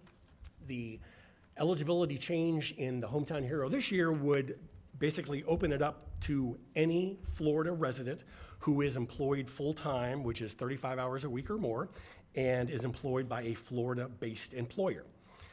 Competitive gap financing for existing projects is a $100 million pot of money that is doing much like what we are doing here in Palm Beach County. That is a loan program for builders who are experiencing difficulty in finishing their projects. So that will be a competitive loan program for them to finish those projects. And the Live Local Tax Donation Project is a new corporate tax donation program. So corporations could pay taxes to the Florida Housing Finance Corporation, and then those monies would be moved directly to the SAIL program. On the policy side of that housing bill, it creates a couple of new tax exemptions, some mandatory, some discretionary for Board of County Commissioners.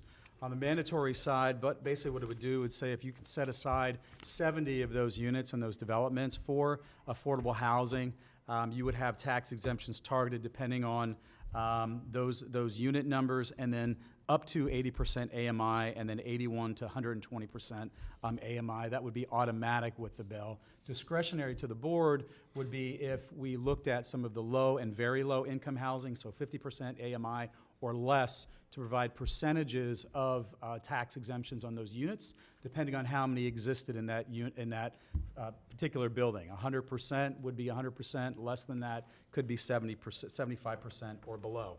The big issue for local governments is the issue of the preemption that's in here as well, and we'll talk more about some of the other preemptions, but really what this basically does is says local governments, and specifically, like, I'll use Palm Beach County in the unincorporated areas, for example.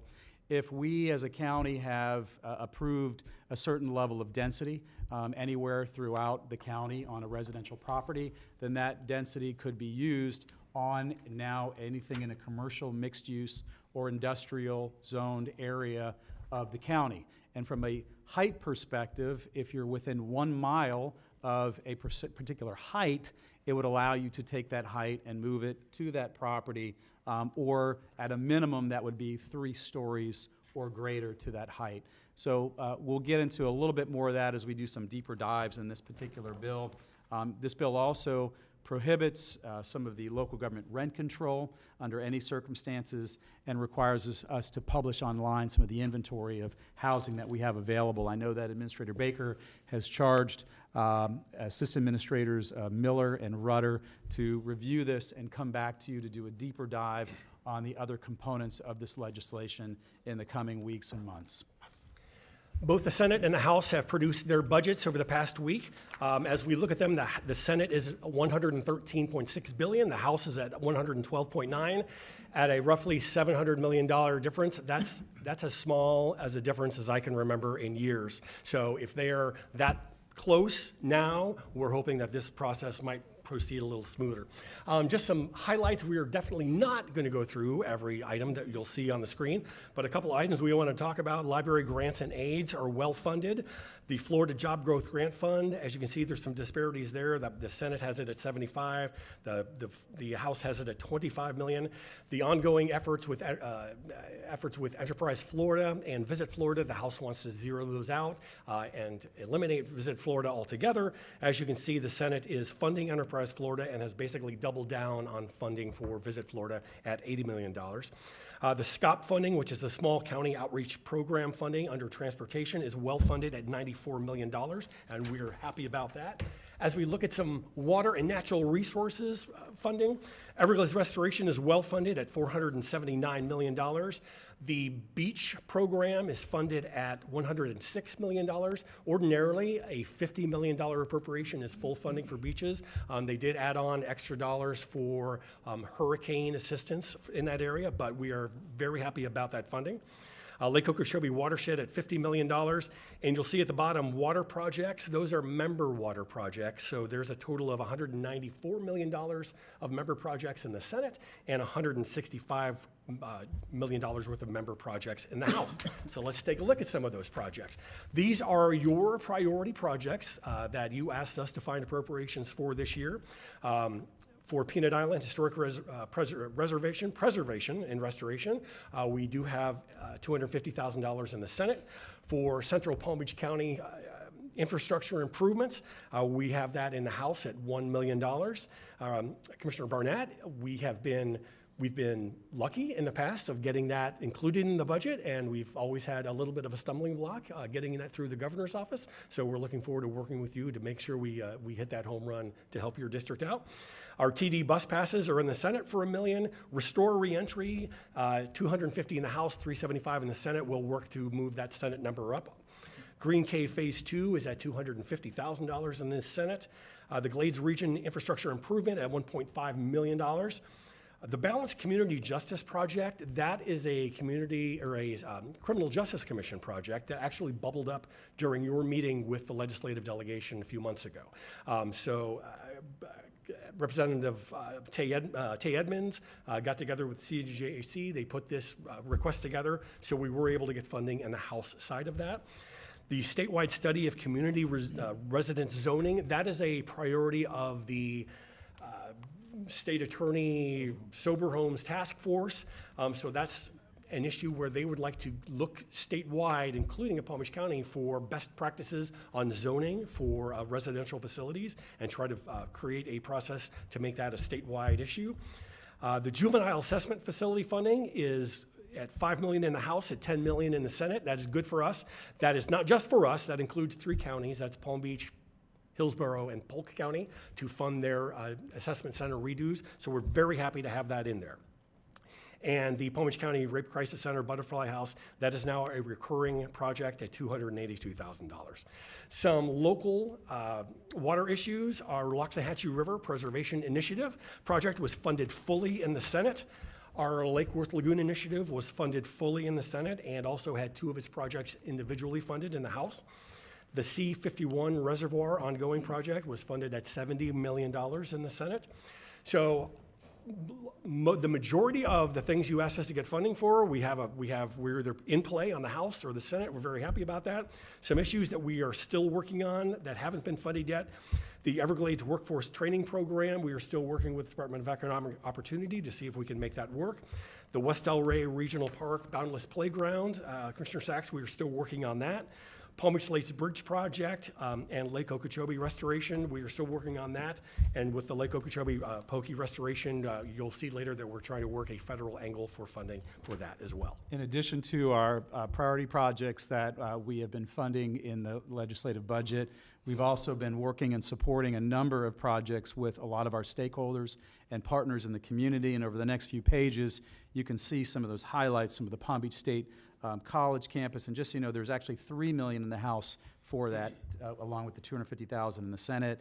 FAU projects, the Bush Wildlife Sanctuary and Loggerhead getting some funding as well. On some of the municipal projects on the other pages, again, our Palm Beach Shores dredging project that we're working on around Peanut Island, $1 million in the House, $500,000 in the Senate. Some good funding for Riviera Beach, Lake Park, Mangonia Park, and then our Field of Dreams that we're working with West Jupiter Community Group and Edna Arundel Center with $80,000 in the Senate. Again, some of the North Palm, Delray, Lantana, Boynton, and Boca projects you can see on the following page. We're excited about some of the funding for Belle Glade, $600,000 for that roadway project, and then some money for bridge replacement, as well as with ITID for their canal outfall. We then go on to some Loxahatchee Groves, Palm Springs, South Bay stormwater flood control at $150,000, and Pahokee King Park Memorial improvements as well. We finally rounded out with some projects with some of our not-for-profits and our community partners. You'll see that we've got money for the Alpert Family Jewish Services and some of their access and Health First Aid, as well as the Hanley Foundation, and then the Rise neighborhood in West Palm Beach with $1 million. And our last page that we have, or no, next to last page on community projects, just wanted to point out on this one, the Palm Beach County Food Bank on their produce processing facility, $400,000 that's currently in there in both the House and the Senate budgets.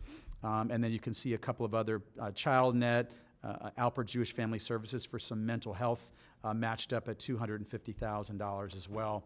And then finally on the last page, rounding it out, just some additional money for the JARC with their community works at $425,000 in the House, PBAU with their Center for Financial Literacy, and then some hurricane hardening for the ARC of Palm Beach County's South Campus with about $250,000 and $500,000 in the House and Senate respectively. As we go on to some of our priority pieces of policy legislation, this next page we wanted to just talk about some of the preemption issues that we've been dealing with. This is by all means not all of them, but a couple that we just wanted to share with you. The vacation rentals one actually is one that would actually be pretty good for us. This would allow us to do certain types of registries and allow us to charge fees and also to pull back on some of those registry notifications if folks were not complying with those laws. That local ordinance 170, that's the one that the Senate President sort of calls the preemption bill, the end preemptions, at least in her mind, and it basically would require business impact estimates if boards of county commissioners or commissions, city commissions, put forward ordinance changes to determine what those impacts would be on those businesses. So that's passed the Senate and currently pending in the House. Under public construction, on the local preferences in the Senate bill, we were able to amend out language that would have required us, if we just use local dollars, to eliminate any local preferences. That language is still in the House bill, but again, we're going to be monitoring that as well.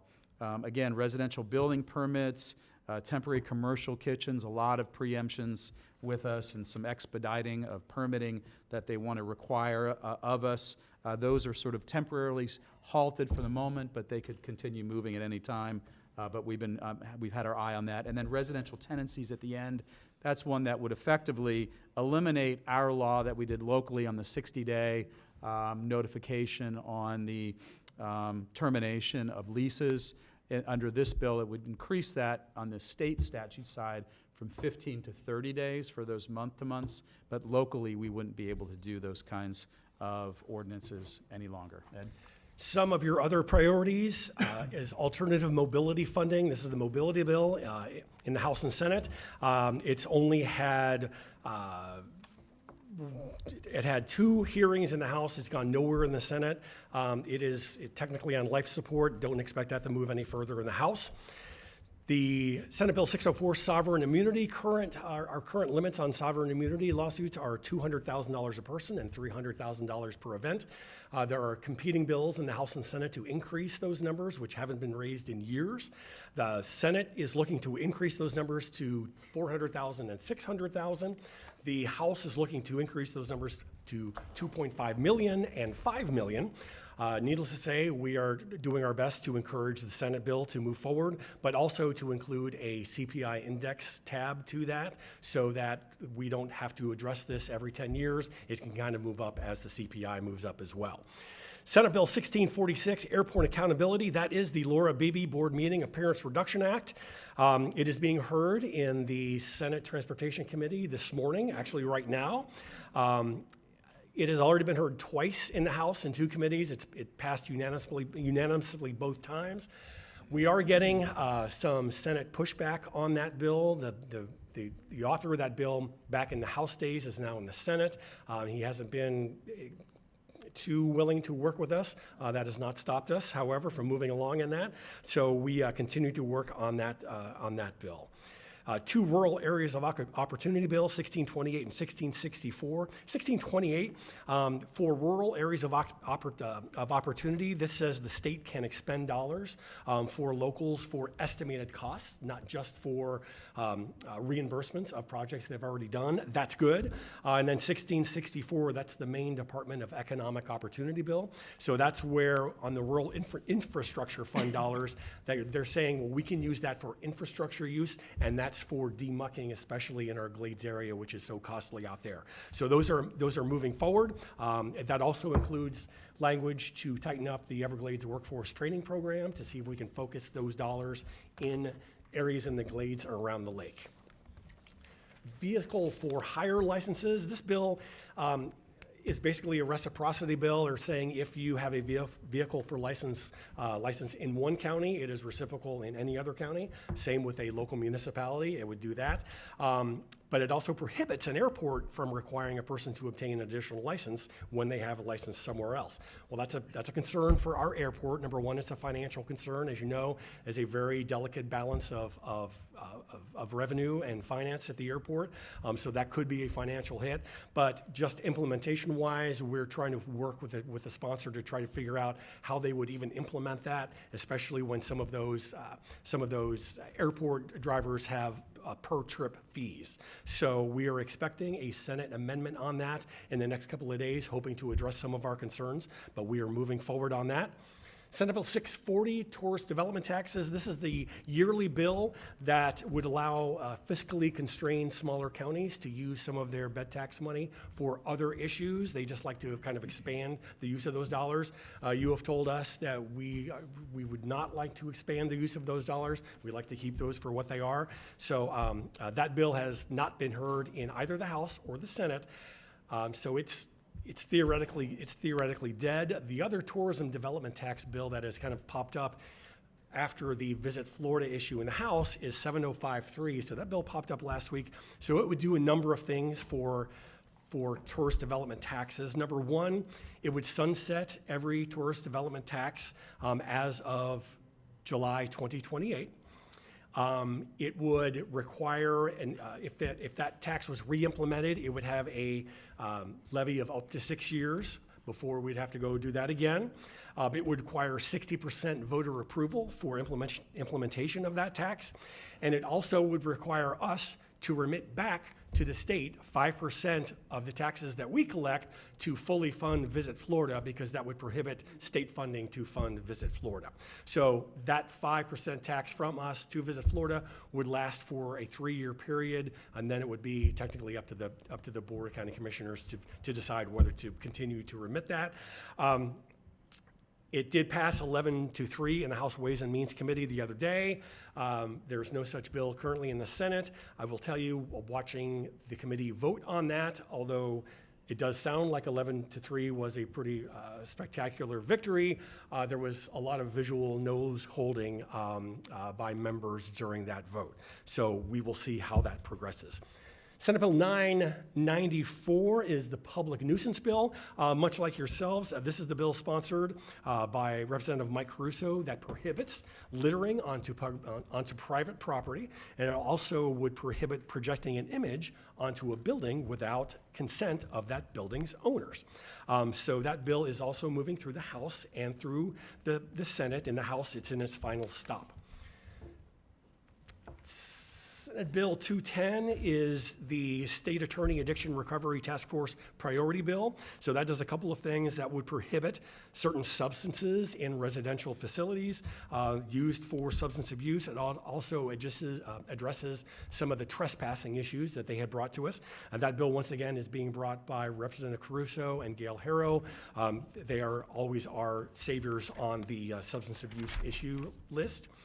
Senate Bill 216 and 518, those are public records exemptions, one for county attorneys on their personal identifying and location information, as well as the location information of their spouses and children.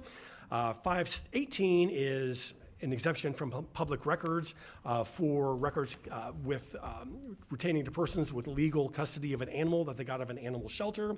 Regrettably, both of those bills were not heard in the House, and those House committees are no longer meeting, so those bills will not be going forward. Senate Bill 798 is the solid waste management bill. This is a rather large bill that would prohibit municipalities and counties from prohibiting or unreasonably restraining private entities from providing recycling or solid waste management services to certain properties. Our Solid Waste Authority was first and foremost in putting their opposition to this. That continues. I am listing this bill currently as mostly dead. It is in its last committee in the House, but it has not yet even been heard in the Senate, and it goes to the Environment and Natural Resources Committee. They're not scheduled to meet this week. They're not scheduled to meet next week, so it's on life support at very best. In reviewing that bill, it also brought to our attention Senate Bill 1472, which is the organic material bill. So this bill would add activities related to organic material collection, storage, and processing, and distribution to the types of farms operations that are protected under the Florida Right to Farm Act. So it would extend that Right to Farm Act into organic material collection. So the bill defines the term organic material to mean vegetative matter resulting from landscaping maintenance or land clearing operations, including materials such as tree and shrub trimmings, grass clippings, palm fronds, trees and tree stumps, and associated rocks and soils. The House, in its passing during its first committee stop, added language that classified the collection, storage, processing, distribution of organic material products as a bona fide farm operation. That is a bill that is currently in Community Affairs. It will go to Rules, so it has 2 more stops in the Senate. It has 2 more stops in the House. That is a bill that we are monitoring closely. Senate Bill 256 Employee organizations representing public employees, this is the big union bill. There was a portion of that union bill that was put forth by legislative leadership and the governor that might have inadvertently hurt some of our Palm Tran or some of our Federal Transit Administration funding. Our Palm Tran union folks came to us. They also came to some of our senators, told them of those concerns about the possibility of not being able to receive FTA funds if this was in place. The Senate was very receptive to that. So on the floor of the House last week, before they passed that out, they did include a waiver under that condition that would protect those FTA funds from coming to the county. 1240 is the Land and Water Management Bill. At the very beginning of session, there was a very large bill that said we want to prohibit counties and municipalities from adopting laws, regulations, rules, or policies relating to water quality, water quantity, pollution control, pollutant discharge, prevention or removal of wetlands, and preempting everything to the state. It was a rather wild and very large bill. In looking at the genesis of that bill, I think we shared that with the mayor. It was a sort of a local dispute. This was filed to be sort of a warning shot over a certain county. Its bill has been neither heard in the Senate or the House. It is effectively dead. And then finally, Senate Bill 750. The shell of this bill was filed last week. The bill, basically, it said it was just used as a placeholder for a larger elections bill, which we expected to come out. That bill came out yesterday.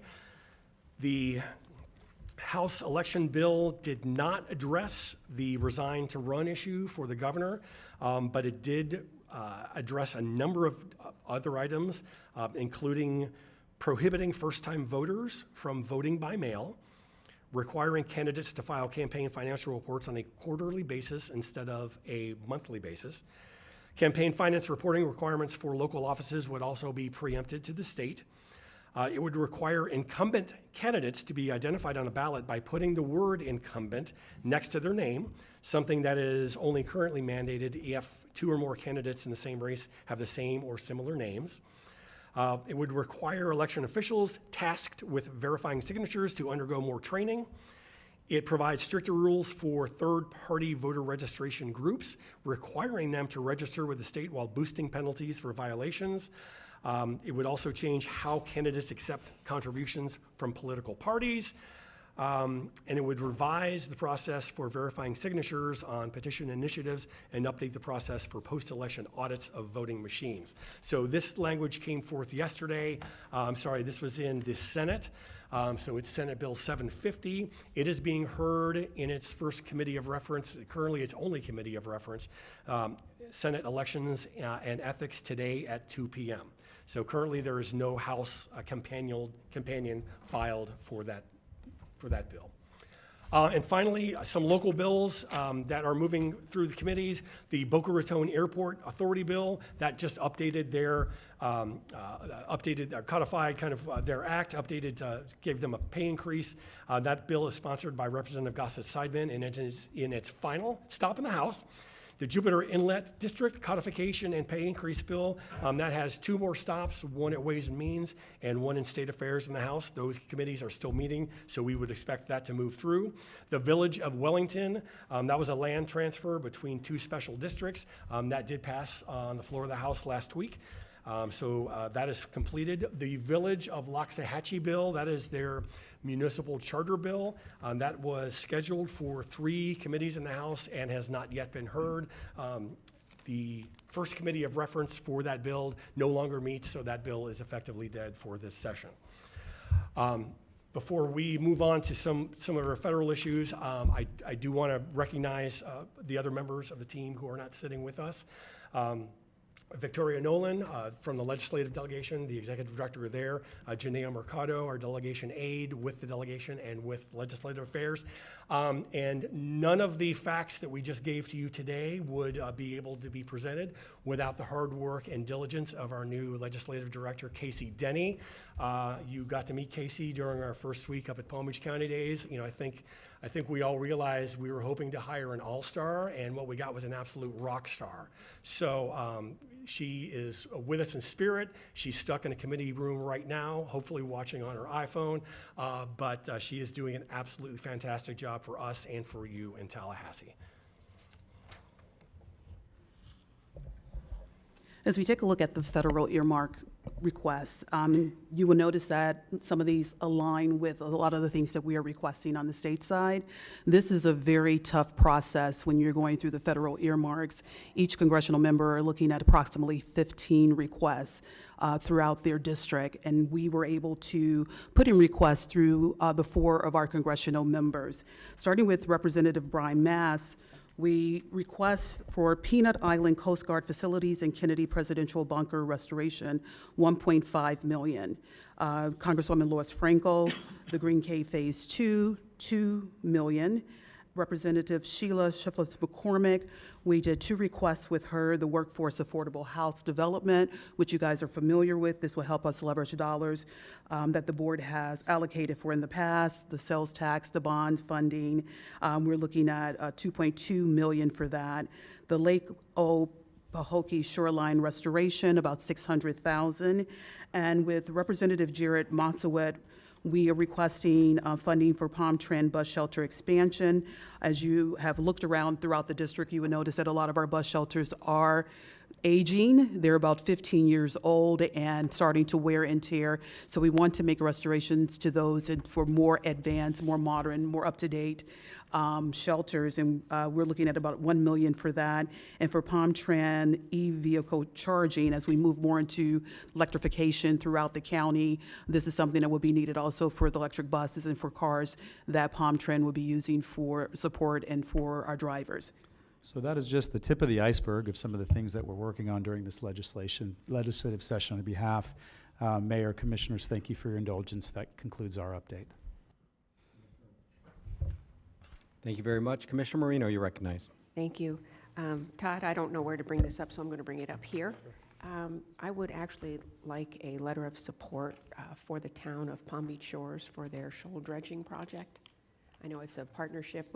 We've done so much with them, and the permitting process is, something the county has right now that we're trying to transfer over. So I think any support we could give them, I'd appreciate it. So that would actually be board direction. Or how would you like me to handle that? That's fine. I mean, if the board has no objection to that, we'd be happy to draft that letter. We've been working closely with the town and their team in Tallahassee, so we'll get that out. We can get that out today for you. Thank you. Okay. Vice Mayor Sachs, you're recognized. Thank you. You guys are doing an amazing job. Oh, I thank you. It's not easy up there. A couple of things. Will we get an explanation as to the Live Local bill? I guess it's not. Is it a law yet? Is it, or when does it go into effect? July 31st. May or July, October? I believe it's in the end of July is when it goes into effect. Okay, good. So. I need to understand what ramifications it has to Palm Beach County, to our bond issuance of funds for affordable housing, and also with regard to what lands, like I know it's commercial, residential, and industrial. Does it include agricultural, or what types of different? I just need sort of a side-by-side of what exactly this means to us in terms of our needs for affordable housing and workforce housing, and what it means to us for our bond that we already passed, and for the monies that are there at some point, if you could provide that to all of us. And then, of course, I had put in a request through Senator Berman on the Village of Valor, which is an idea put out by our county administrator, which is an excellent idea for a community for veterans who are homeless or who need services to have there within this Village of Valor. And I was wondering if we had any information on that. Vice Mayor, to your first point, just to clarify, that bill goes into effect July 1 of 2023, Senate Bill 102. And I might have glossed over this quickly, but Administrator Baker is charged Assistant Administrators Rudder and Miller, who are actually going to be meeting this week on that legislation. They will be putting together some of those components exactly as you expressed and bringing that back to the board for a workshop with you so that the board is very familiar with the workings of that new legislation. As far as that particular project, I don't see it in the budget. However, that doesn't mean it's not there. I will check with Senator Berman's office and see if that might be included in something Excellent, I else. appreciate it. And then, there's so many things to discuss, but in terms of expediency, just one other is the playground for, they call it the boundless playground, for those who have intellectual and physical disabilities. That is one of our requests, but it doesn't have legs, or how is it moving here? Yeah, so right now, that one is not funded in either the House or the Senate budget. Typically, a lot of those projects are funded, and parks projects are funded through the FERDAP program, which is a smaller allocation of grant funds. We asked for a larger number, about $1 million for that. We've got a couple of strategies on how we think we might still be able to get some funding for that in there, and we're looking forward to working with you on that with us.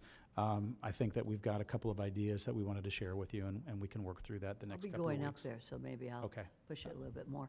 And then one last thing, do you think Sine Die will be as scheduled, since the two budgets are so close? You know, at the pace they're going with the budget right now, the budget's on the floor of the House today for final passage out of the House. Now, that still has to be reconciled between the chambers. Typically, it's set up, midway through session, so it just is a question of what the will of the legislature is on those negotiations and what other larger issues are still remaining between the chambers. I mean, we talked about Visit Florida, we talked about Enterprise Florida, we spoke about the new elections legislation. I mean, those are the kinds of things that start bubbling up, and we'll see. But yeah, I mean, the sooner they get out of session, the better sometimes. So I'm hoping that they get into reconciliation for that, but oftentimes that usually happens the last, weekend before session ends, so. What do they say? These are the most dangerous days for dogs and men in the state of Florida, those I think 60 days. my prediction is they will absolutely end on time. I feel pretty certain about that. It seems like it. Thank you very much for all you do. Okay. Thank you. We have a comment card. Heather Andrews, thank you for waiting so patiently.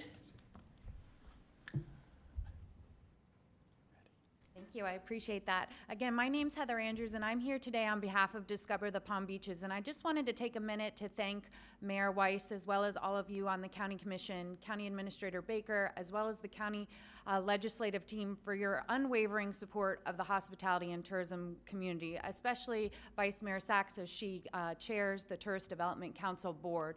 I just wanted to reiterate some of the things that Mr. Chase had mentioned about House Bill 7053. This bill that has been put forth is the biggest attack on the hospitality and tourism industry ever in the state of Florida. And I just wanted to reinforce today that the public-private partnerships that exist in the state of Florida with the Tourist Development Tax and Visit Florida are some of the best relationships that exist.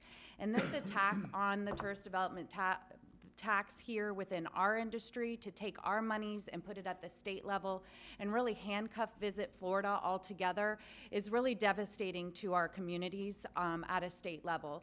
Not only, as Ed said, would 5% of our tourist development tax go to the state, then the tax that is then collected, less than 25% of those dollars would be used in any manner to help support the largest tourism districts in the state of Florida. So this is absolutely devastating. So we're going to continue to do all that we can to help support our friends, not just here in Palm Beach County, but in the state. This is 100,000 people in our community, over $10 billion economic impact. And really, we can't lose any of those dollars. We have to keep our momentum going with the tourist development tax that we are collecting today to do the work that we can to continue to welcome over 9 million visitors to our destination just last year alone. So again, we support you and thank you for your support of the tourism industry overall. You have helped make this a part of your legislative priorities for the year, and that's extremely important to us for that support. Again, this bill will next be heard next week on April 12th in the Ways and Means Committee.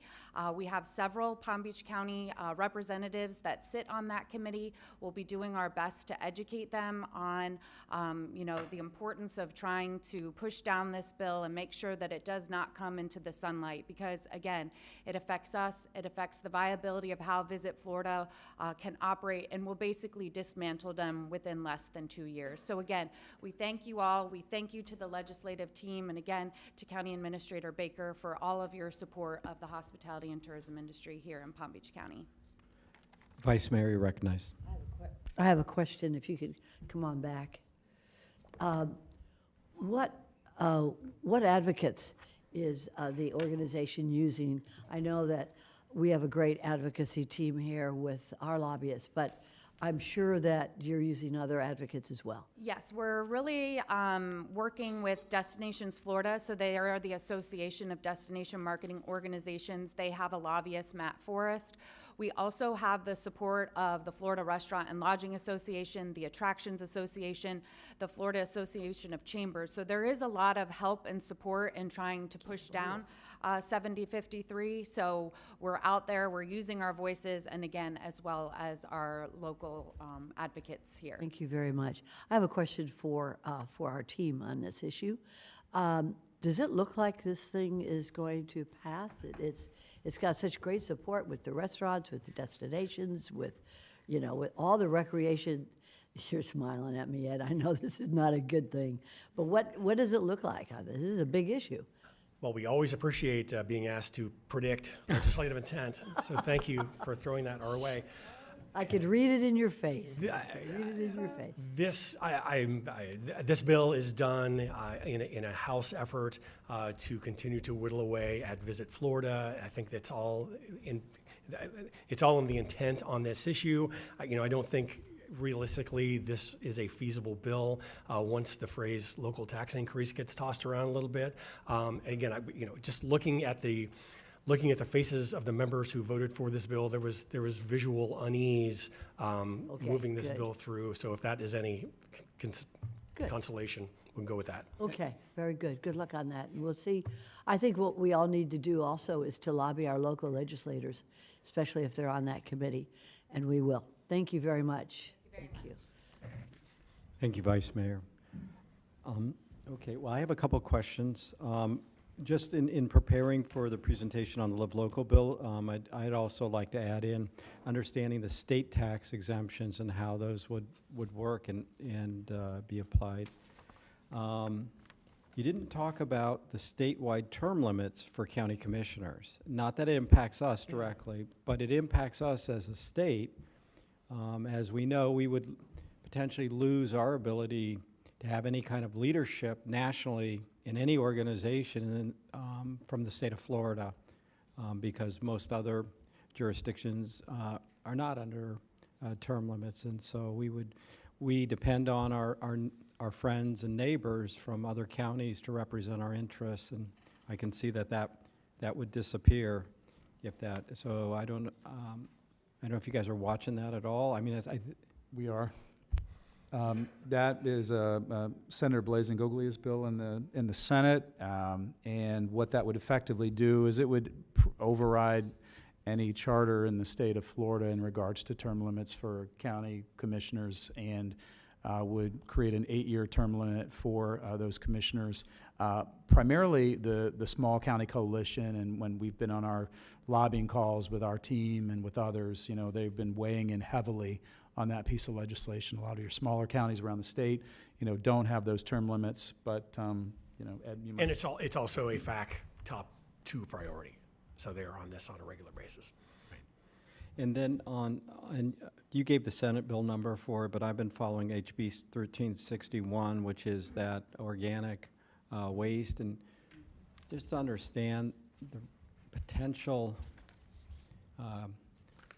and I believe unintended consequences, is that somebody could dump a pile of vegetative waste on their front yard claim an ag exemption, and it could just either sit there, they could turn it into a mulching and chipping facility in neighborhoods, and that would totally exempt local governments from, because under the Right to Farm Bill would prohibit local governments from any kind of oversight or anything, and creating a really noxious environment for neighbors.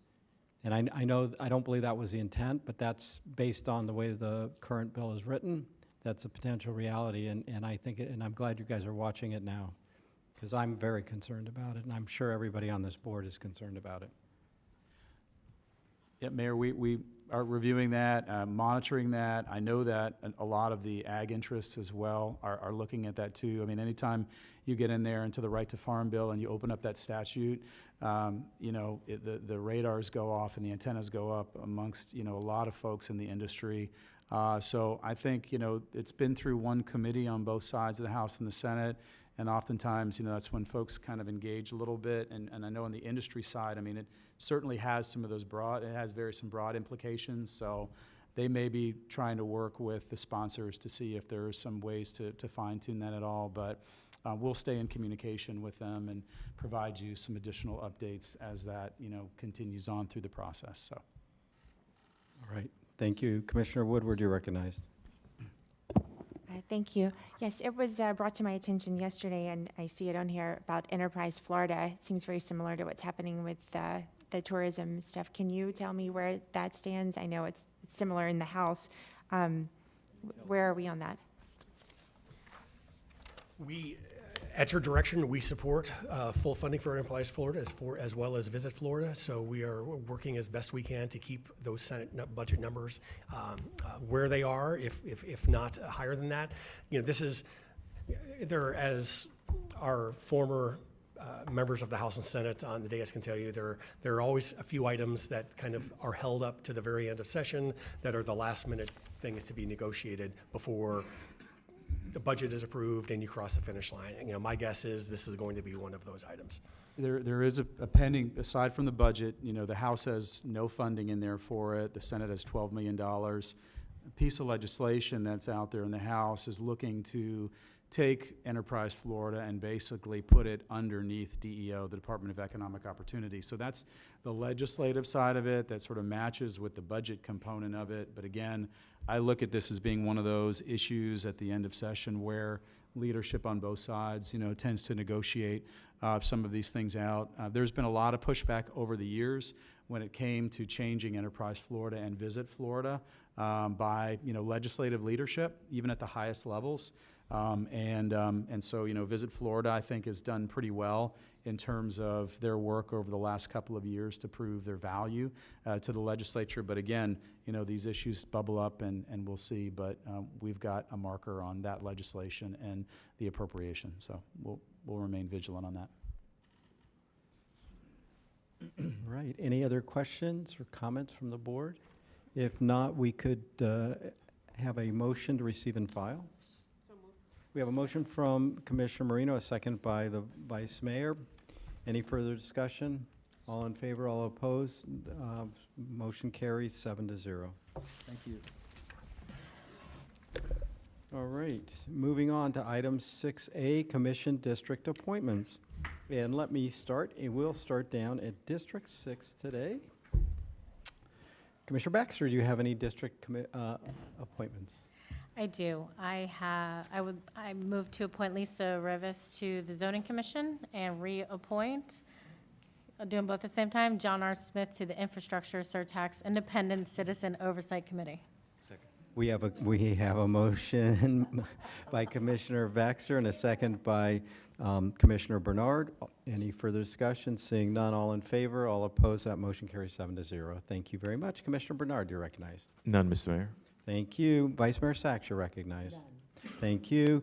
Commissioner Marino, you're recognized. Thank you. I have two. I'd like to appoint Mr. Timothy Stapleton to the Infrastructure Surtax, and this is a long one, Independent Citizens Oversight Committee. And I would also like to appoint Ms. Sasha Klein to the Advisory Commission on Women. Okay, we have a motion by Commissioner Marino, a second by Commissioner Woodward. Any further discussion? Seeing none, all in favor, all opposed, that motion carries 7-0. Okay, Commissioner Woodward, you're recognized. Okay, yes, I have two. I'd like to reappoint Frank Lewis to the Surtax Committee, and I reappoint James No to the Boca Raton Airport Authority. Okay, we have a motion by Commissioner Woodward, a second by Commissioner Marino. All in favor, all opposed, that motion carries 7-0. Commissioner Barnett, you're recognized. Thank you, Mr. Mayor. I have two appointments.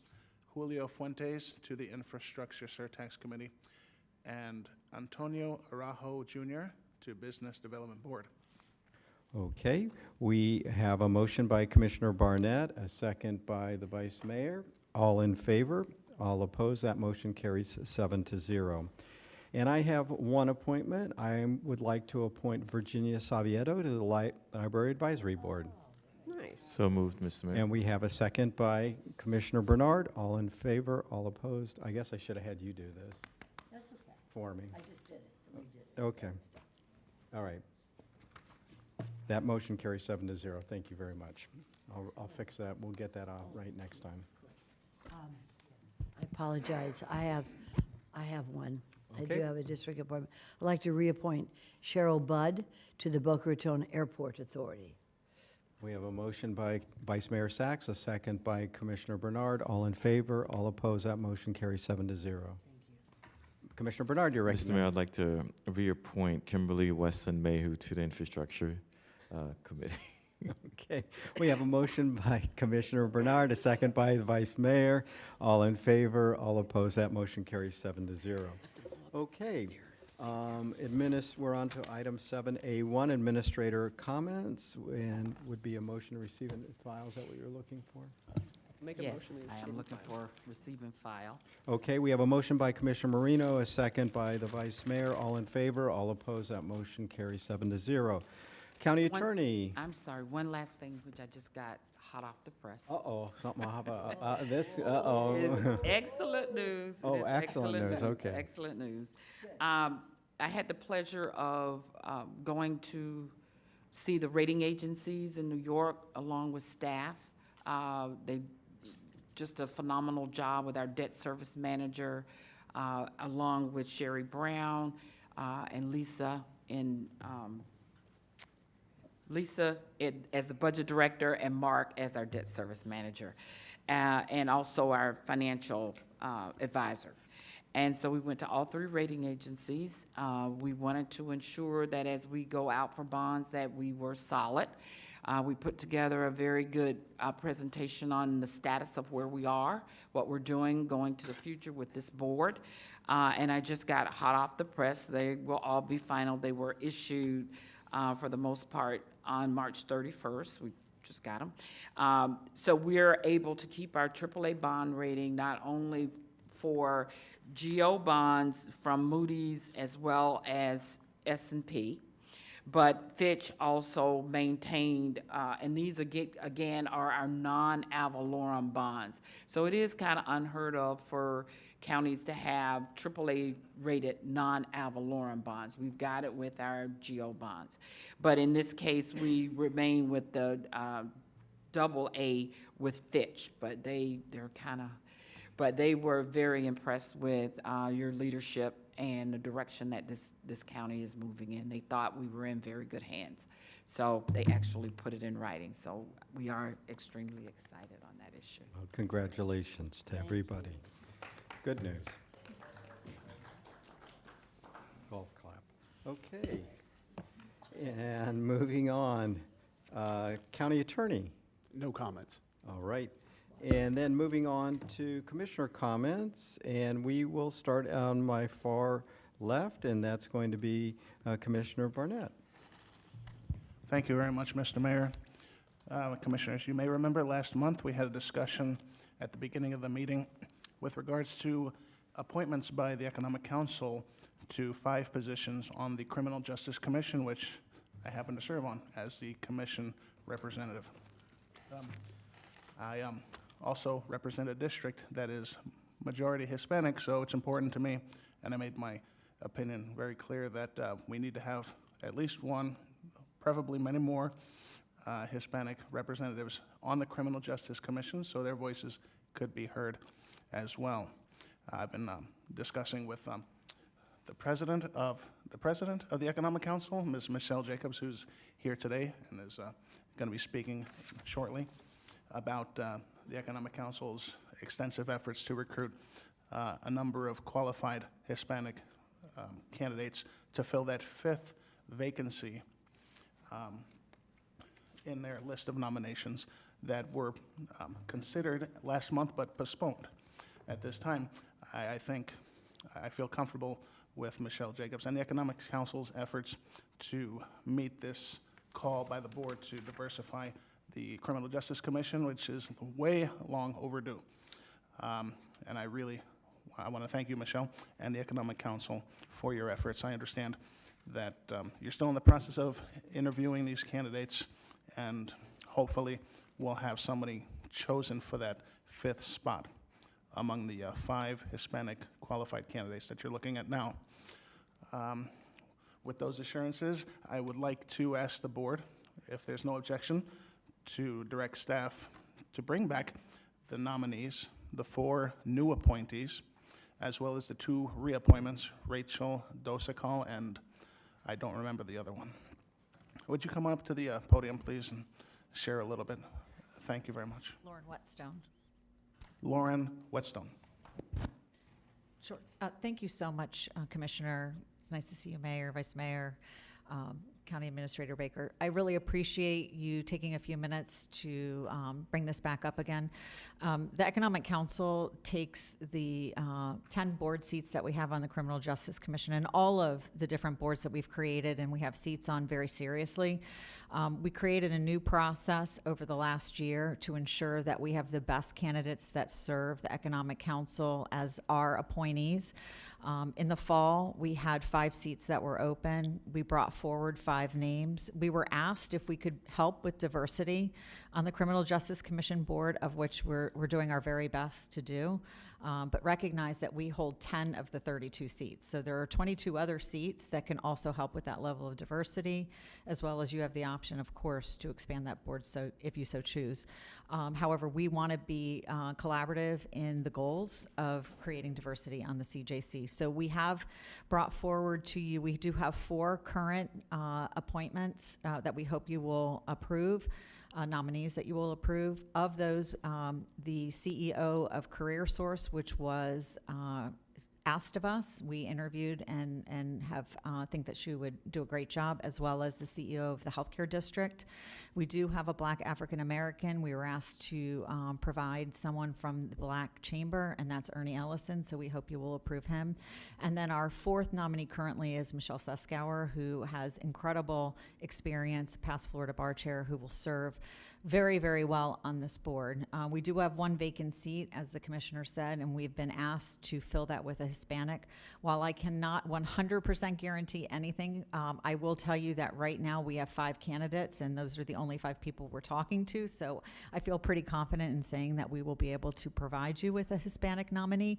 However, we have an internal process that we have to go through, asking if any of our members want to serve on our behalf, and so that's what's been the small delay. I would hate for the 4 people that are waiting to be appointed and that are ready to serve to continue to be in limbo because we're waiting for this 5th seat. So as the commissioner said, we have 4 people ready to go. We also have 2 reappointments, of which one of those reappointments is going to be the incoming board chair. So our hope is that you would bring this back at your next meeting to approve at least those 6 people, with the notion knowing that very quickly after we will have that last vacant seat, we will have a nominee to you. Perfect. All right. Thank you. All right. So, Commissioner Barnett, is there anyone who objects to Commissioner Barnett's request? Seeing none, so the staff should be directed. Thank you, sir. Anything else? No, nothing. Okay. Thank you, Commissioner Woodward. You're recognized. Yes, thank you. I'm not very versed with Robert's rules, but I would actually like to make a motion to reconsider our earlier motion about staffing. During our break, I discussed with administrator and assistant administrator about the dollar amount in the budget, because I know several of us have openings. And the $40,000 was an annual, and we're at the halfway point of the year at this point. So if we were to make this active now moving forward, we're talking 6 months. And those of us who would be hiring new people, it's actually lower. So we would be below budget just because several of us have openings of long-term employees.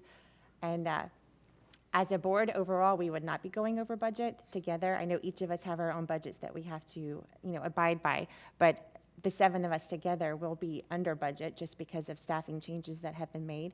So if I could make the request for us to be able to have 3 assistants starting here in April instead of pushing this off until October, because I know I have an opening and it would be important to me to be able to have 3 assistants. If we could just discuss that, please. Okay, so let me just sort of try and put this.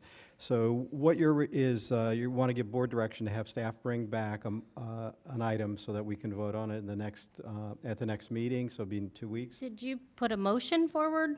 No. Or did she was giving staff direction? She made a motion. A motion to reconsider is that? And I second it. Motion to reconsider.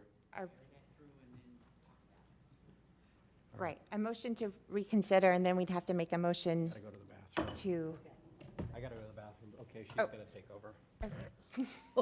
Okay, here we go. So when a motion has already been, we had a 5-2 vote.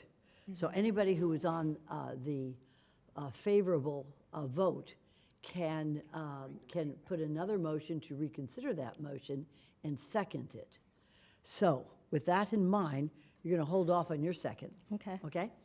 And you have a motion that you would like for the board to consider an increase in the 3 staff positions that are open today at the next board meeting. Is that correct? yes. Okay, good. Commissioner Baker, do you have something to do? Is that, Okay. all right. Administrator, she's asking for the secretary position to be elevated to a commissioner aide. Yes. And if that is the board's direction, then we will need to change the resolution, bring that up, and we can bring that back at our next regular board meeting. Is that correct, Commissioner? Okay, good. Do we have a second for that? We do. Second. Commissioner Marino. And, no, excuse me. Excuse me. We can't redo a motion unless, I believe, according to Robert's Rule of Order. Don't worry, it'll be all right. It'll be all right, because we got a second. But I don't believe that you can reconsider a motion that's already been passed unless you are on the approval of that. So we have a 5-2 vote on the previous one. And I have a that's why. question. Pardon me? Is it the same vote, though? Don't worry about it. It's already been said. I want the procedures to go correctly. Yes. Yeah, under the county's procedure, the maker of the motion has to be on the prevailing side. There's not a Yes. requirement as to the seconder. Okay. One way or the other. Okay, so we have a second, so the record is clear. We have a second by Commissioner Baxter, and all those in favor of this motion. Is there anybody opposed to the motion? Very good. So it passes 6 with 1 absent at this time. Very good. Thank you. Thank you very much. Any Oh, other and comments? I do have one other. I'm requesting approval for an off-site proclamation declaring April 25th, 2023 as Parental Awareness Day. Very good. Thank you very much. We have a second. It passes 6-0, unanimous. Thank you. And my last comment, FAU Owls, good job making it to the Final Four, and U Miami Final Four. We're heartbroken that was it, but good job, and I look forward to next year. So. Very good. And I know you have a 7-0 on that, no matter what.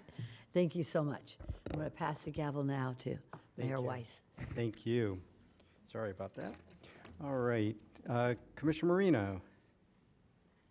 Thank you. I have 2 off-site requests for proclamations. One would be recognizing the 15th anniversary of Bella's Angels, Inc. The proclamation would be off-site.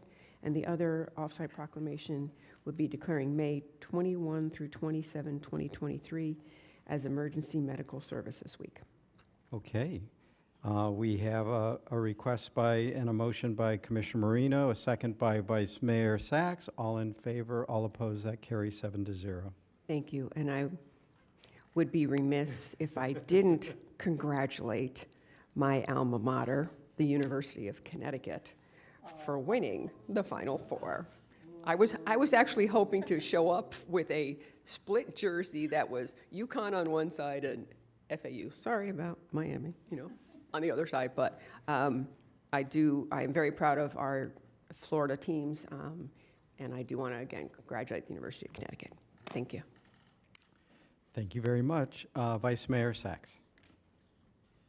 Thank you very much. And I'd like to congratulate my alma mater for making the Final Four, University of Miami Hurricanes. Very proud of them. Who would have known that our two Florida teams were there at the very, very final, and it's exciting. And darn that Connecticut, I tell you, they took it away. But that's okay, because we have three of us here representing all the three different teams. Did you want me to do this? Can you do those requests? Sure, of course. And on behalf of Mayor Weiss, I'd like to request approval for an off-site proclamation declaring April 9th to the 15th, 2023 as Palm Beach County Public Safety Telecommunications Week. It would be dated, this off-site would be dated April 6th, 2023. Do I have a second? You got to go, if you can do all three of them. Okay, I'm going to do the second and the third. Also, on behalf of the mayor, I would like to request approval for an off-site proclamation declaring April 23, 29, 2023 as National Crime Victims' Rights Week. The off-site would be dated April 24th, 2023. And going to the third is requesting approval for an off-site proclamation declaring April 2023 as Child Abuse Prevention and Volunteer Appreciation Month. Do I have a second? Second. We have a second? Okay. All right. Thank you. All in favor? All opposed? That motion carries 7-0. Thank you very much. Okay, very good.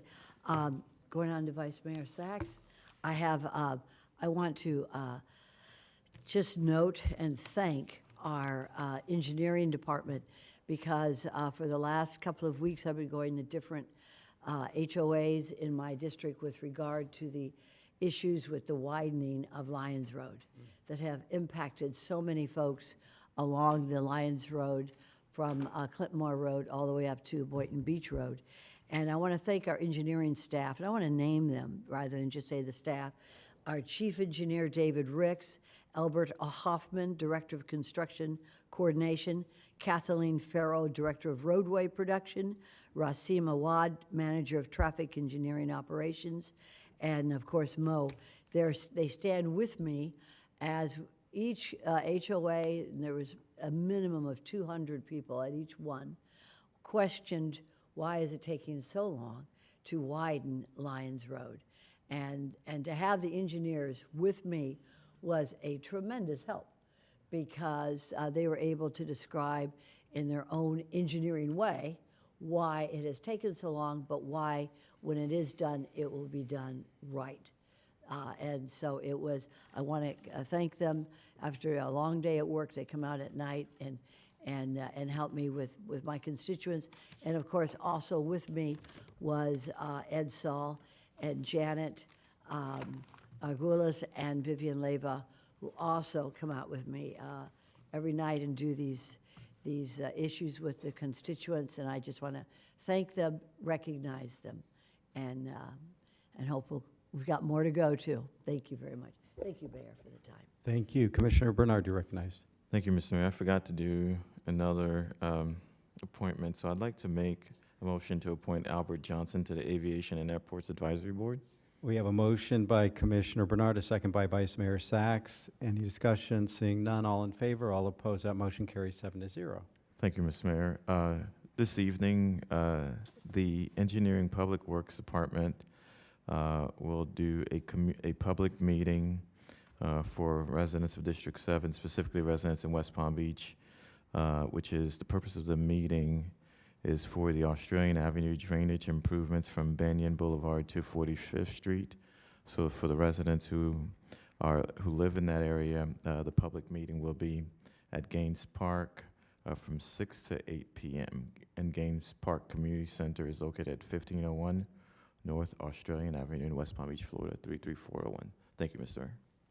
Thank you, sir. Commissioner Baxter, you're recognized.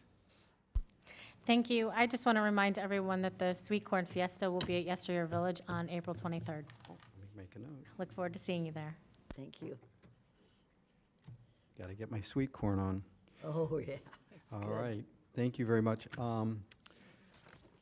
Before I make my comment, one thing I'm requesting board support that I may act as the board liaison to the Lantana Airport meetings and then report back to the board.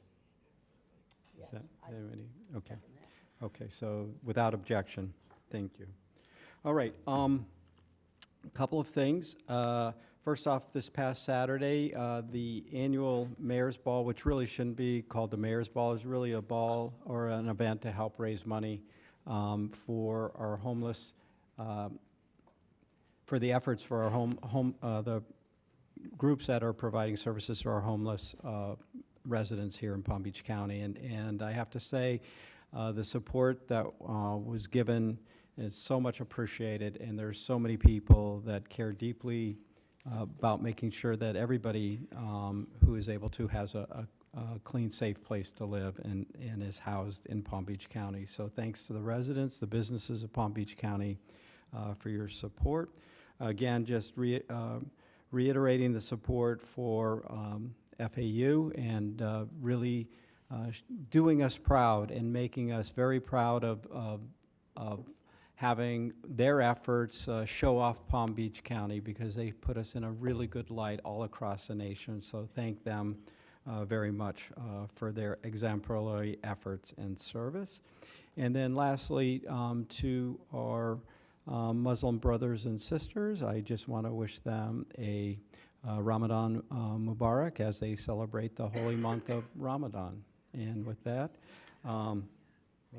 oh, happy Passover and a happy Easter also coming up this week. I forgot about that. Thank you, guys. And we will be back, so we'll be in recess. We will be back at 2 p.m. for Matters by the Public. So here, if there's nothing else, we will be in recess till then. Thank you, Mayor. Thank you. That was good. Time for lunch.